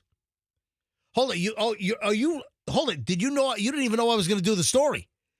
Talk on the microphone. Yeah. Turn your mic on the air. Andrew, is your mic on? He's like, now. Yeah. Always turn your mic on. Because I wanted to confirm that we were on the same page. It is. Yeah. So were you just reading that coincidentally? I got the story yesterday. All right. So I saw this yesterday as well, this crazy Disney story. I'll get to that here in just a minute. First, though, the mother who's been told by the husband to stop doing this to their son. The father is telling the mother, stop giving our son a kiss because it makes him look weak. To kiss your son? Yeah. And how old is the baby?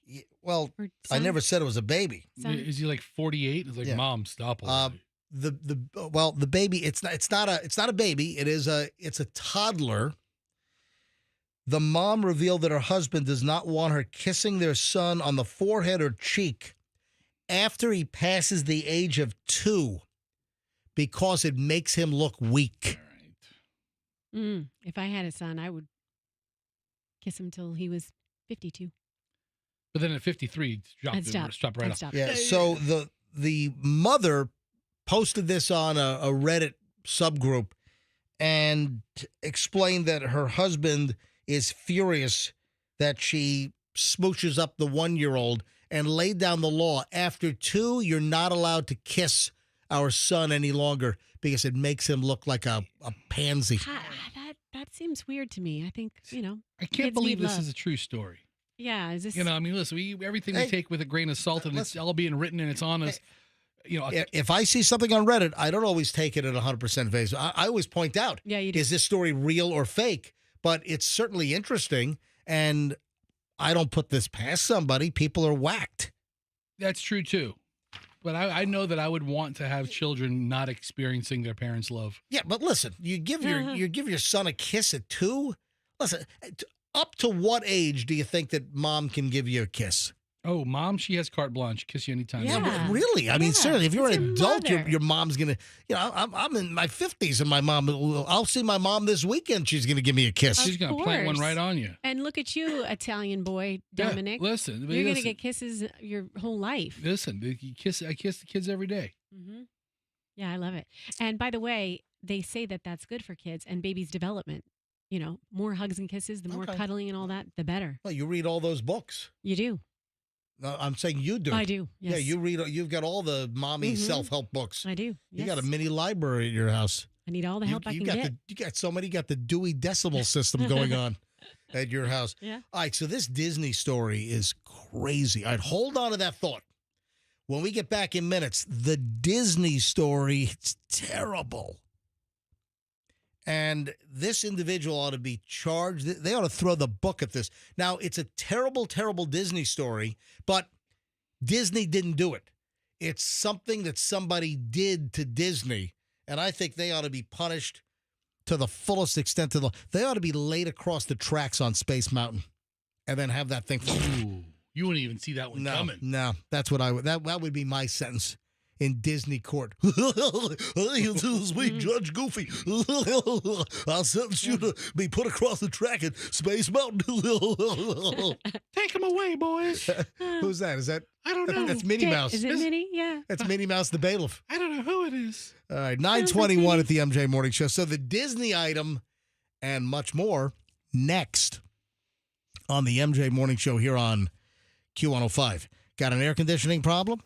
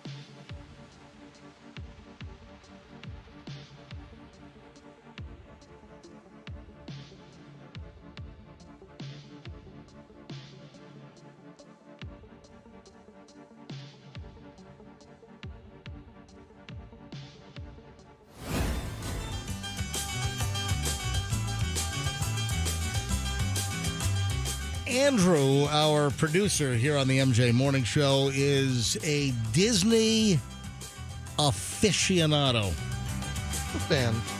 Anything Disney. I mean, total fanboy. Season passes, all the flair and the pins and Mickey Mouse hats and everything. Are you going to do... Oh, sorry, Andrew. Go ahead. I don't have a Mickey Mouse hat.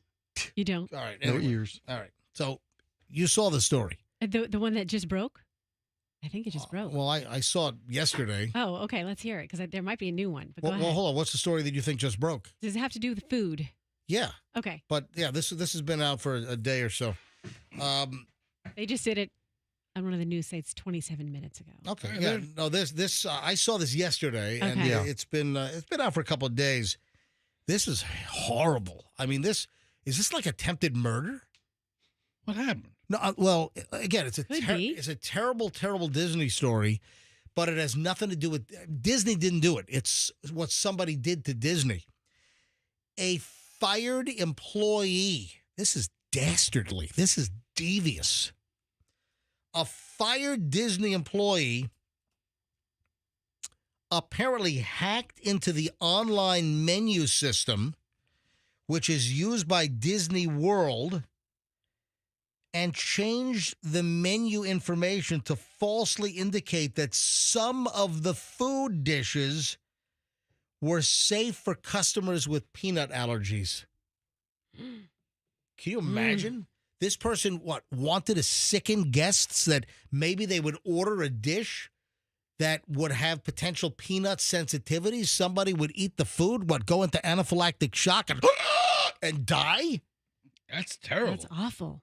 Michael Scheuer, who worked as a menu production manager for Disney before he was fired back in June for some type of misconduct, has now been accused by federal prosecutors, this is a big deal, of using his work passwords to get into the Disney computer system after he was terminated to log into a proprietary menu creation software system that's used exclusively by the Disney restaurants here in Florida, according to the feds. The criminal complaint filed in the U.S. Middle District of Florida, that would be what, in Orlando, does not mention Disney by name, but was first reported by Court Watch and 404 Media. Shoyer's lawyer, David Haas, confirmed that his client had been a Disney employee.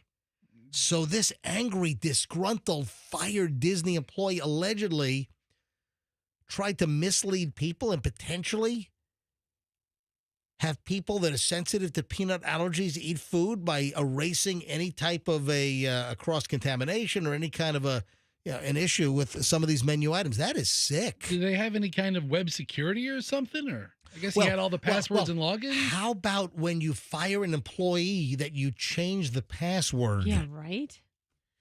That's what you need to do. There's a process. The password is stupid. I always think of Cable Guy when you talk like that. We just fired somebody. We're changing the password to stupid01. No. I'm just saying that it's stupid of them not to change the password. That's actually our password. Stupid. Stop talking. It's not even case sensitive. Stop talking like Minnie Mouse, would you please? Or Mickey Mouse. Whatever. Whatever. Don't they speak the same? I'm gender neutral. Okay. Well, Mickey, I don't think has a wang under that thing anyway. No wang at all. Yeah, wangless. Just a long It is terrible. Yeah, I guess a detention hearing is going to be held for this guy on Election Day on Tuesday the 5th, coming up next week. The allegations acknowledge that no one was injured or harmed as far as they know. The lawyer for Mr. Shoyer, Mr. Haas, says he looks forward to vigorously presenting my client's side of the story. Yes, the Shoyer lawyer. Let me guess. His side of the story. He was fired in June and hacked into the system and erased any indication of peanut allergies in dishes that might have peanut allergy issues. Yeah, I want to hear the side of the story for that. Yeah, what's the reason? Well, Your Honor, my client's been under a lot of stress lately. Yeah, okay. Stop it with that voice. They got into a fight with Mr. Peanut. Stop with the voice. What, Mr. Peanut's walking around Disney parks now? It's a very sensitive situation. With the monocle and everything? People are allergic and the top hat and the cane? Yes.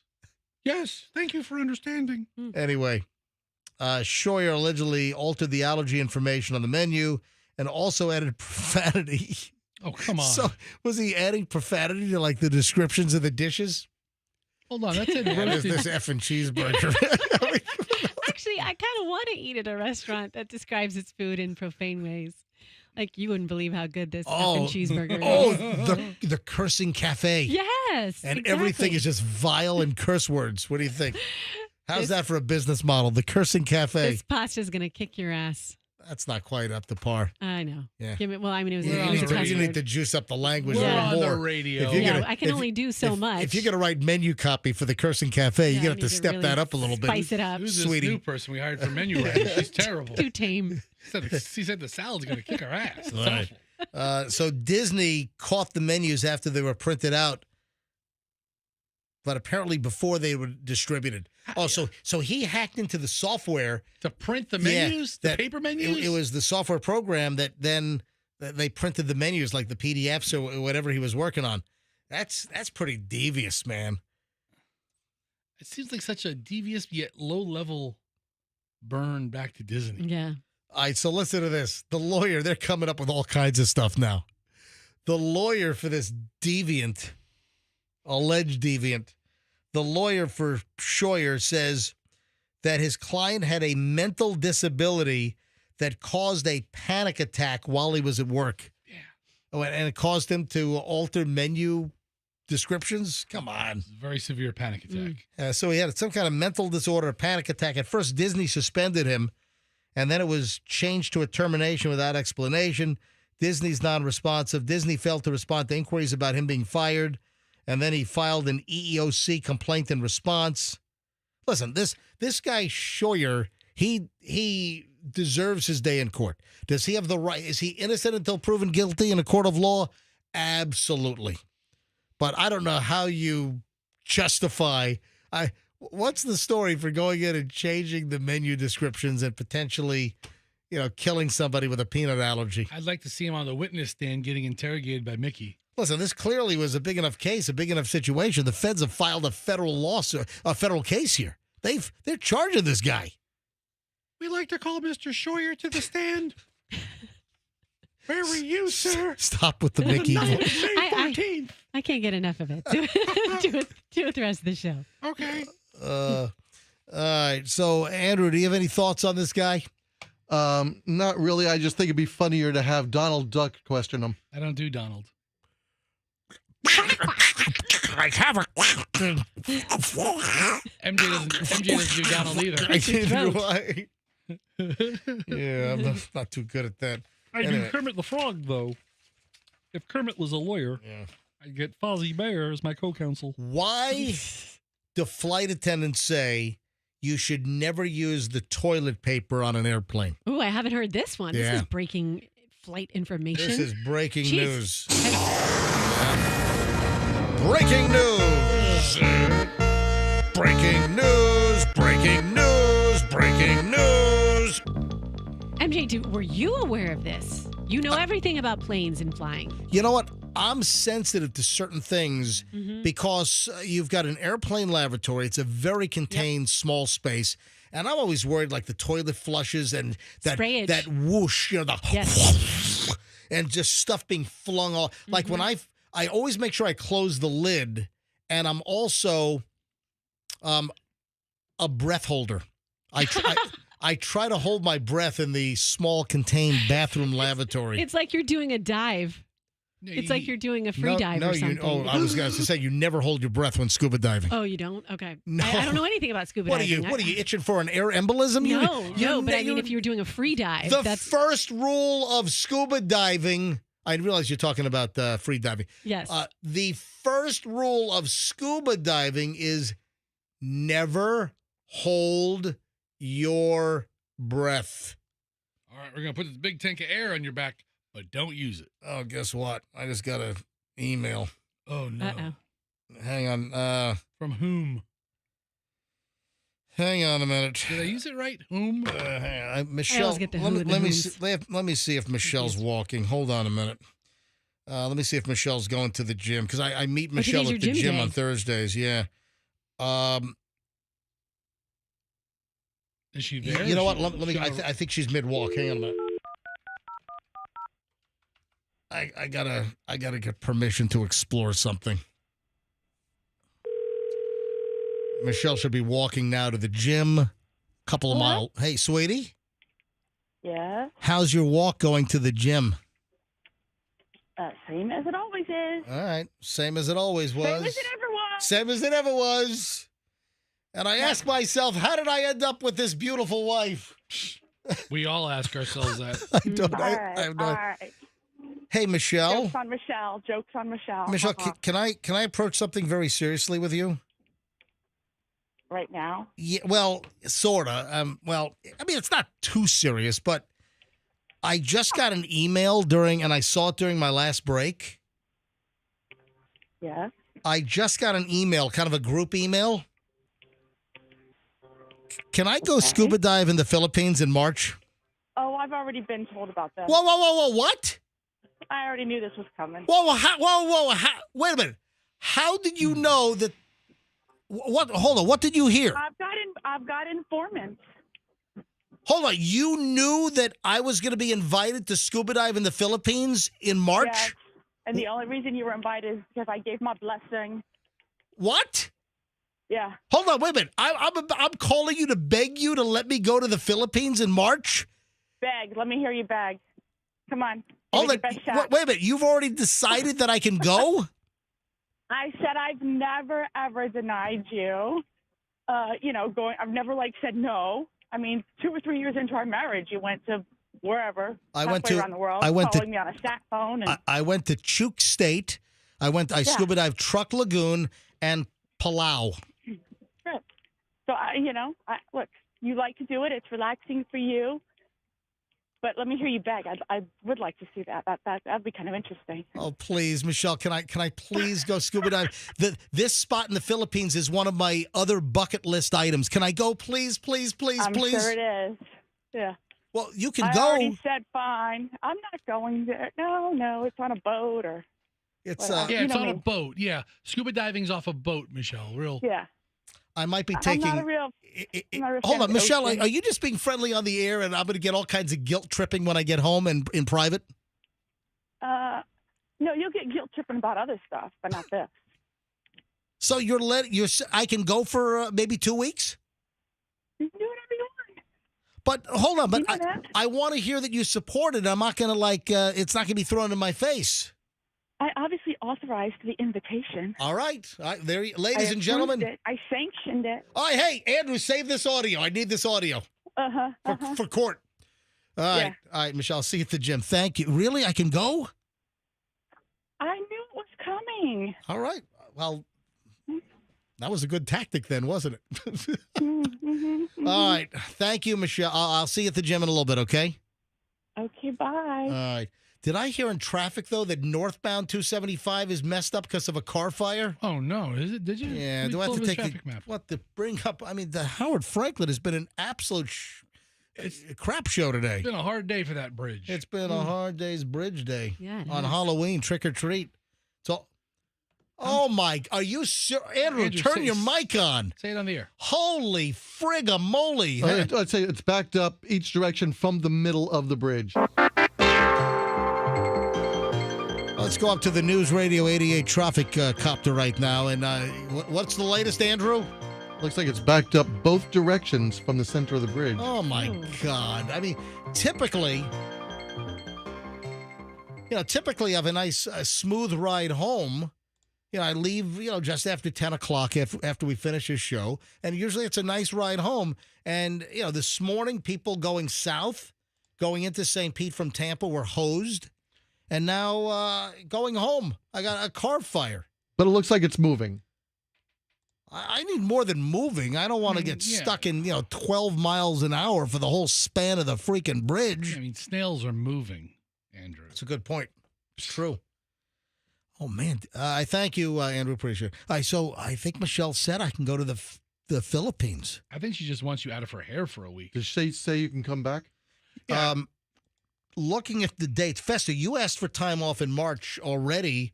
Oh, that's right, for spring break.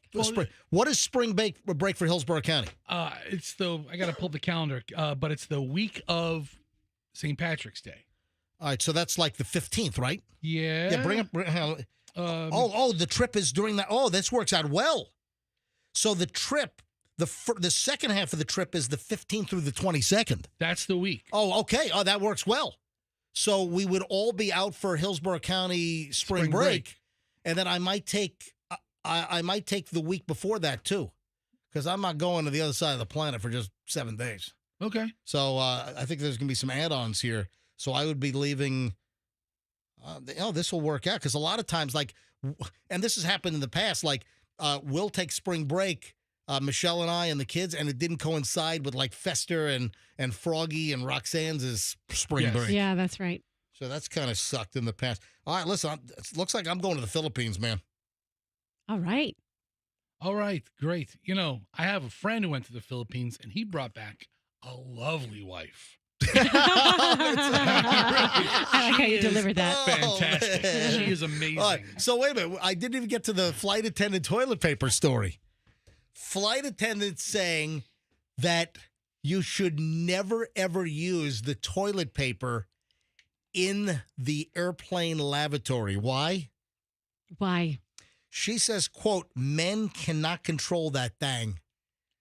Duh. So the point is that the flight attendant is saying that men are hosing off a lot of the interior of the airplane lavatory. Listen. And she seems to be indicating that stuff is getting on the toilet paper that you think is fresh and clean and I don't appreciate her tone in all of this. I'll tell you right now, tinkling in turbulence is not easy, okay? Tinkle.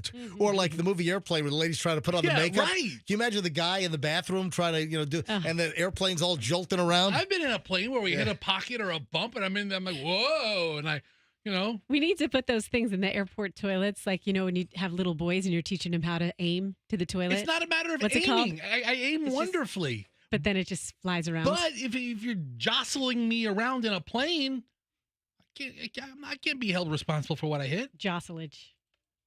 All right, folks, have a great Halloween. Yes. Be safe. Don't eat too much of your kids' candy. Parents, we know, they're going to pick out the good stuff. The parents that get into the kids' candy bags, and they're taking out the higher end, the higher quality stuff like the Kit Kats, the Snickers. I'm a peanut butter based candy guy. All the Reese's will be gone. All of the anything peanut butter based, I'm taking. All right, so are you going to do this like on the sly, or do your kids see you take this stuff? You know what? They may have I'll be pretty sly about it because they'll bitch and complain. But, right. Yeah, listen, be safe. A lot of debris piles still out there. A lot of sidewalks blocked. There might be more kids than you think just even walking along the side of the street, so be careful. Be careful. Right. Look out for the kiddos. Halloween after a pair of hurricanes. We haven't seen this crap since 1921. No. Were the kids trick-or-treating back in 1921? Yeah, I wonder where. No, seriously, because the huge storm that hit Tarpon Springs in 1921. Oh, that particular year. Good question. That was like October 26th. That was days before Halloween. Did they even trick or treat in 1921?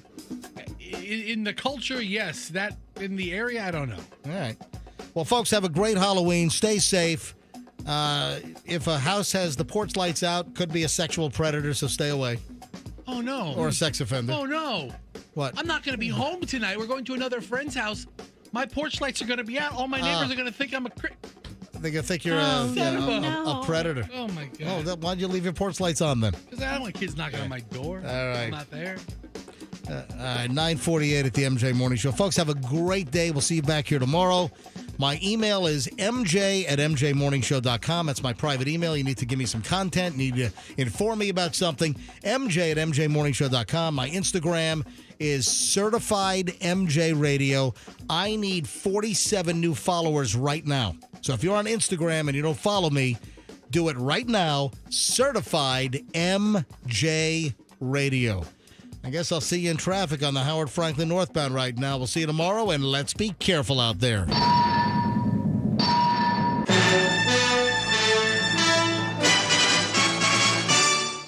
The Q105 app is your connection to all the big contests, powered by...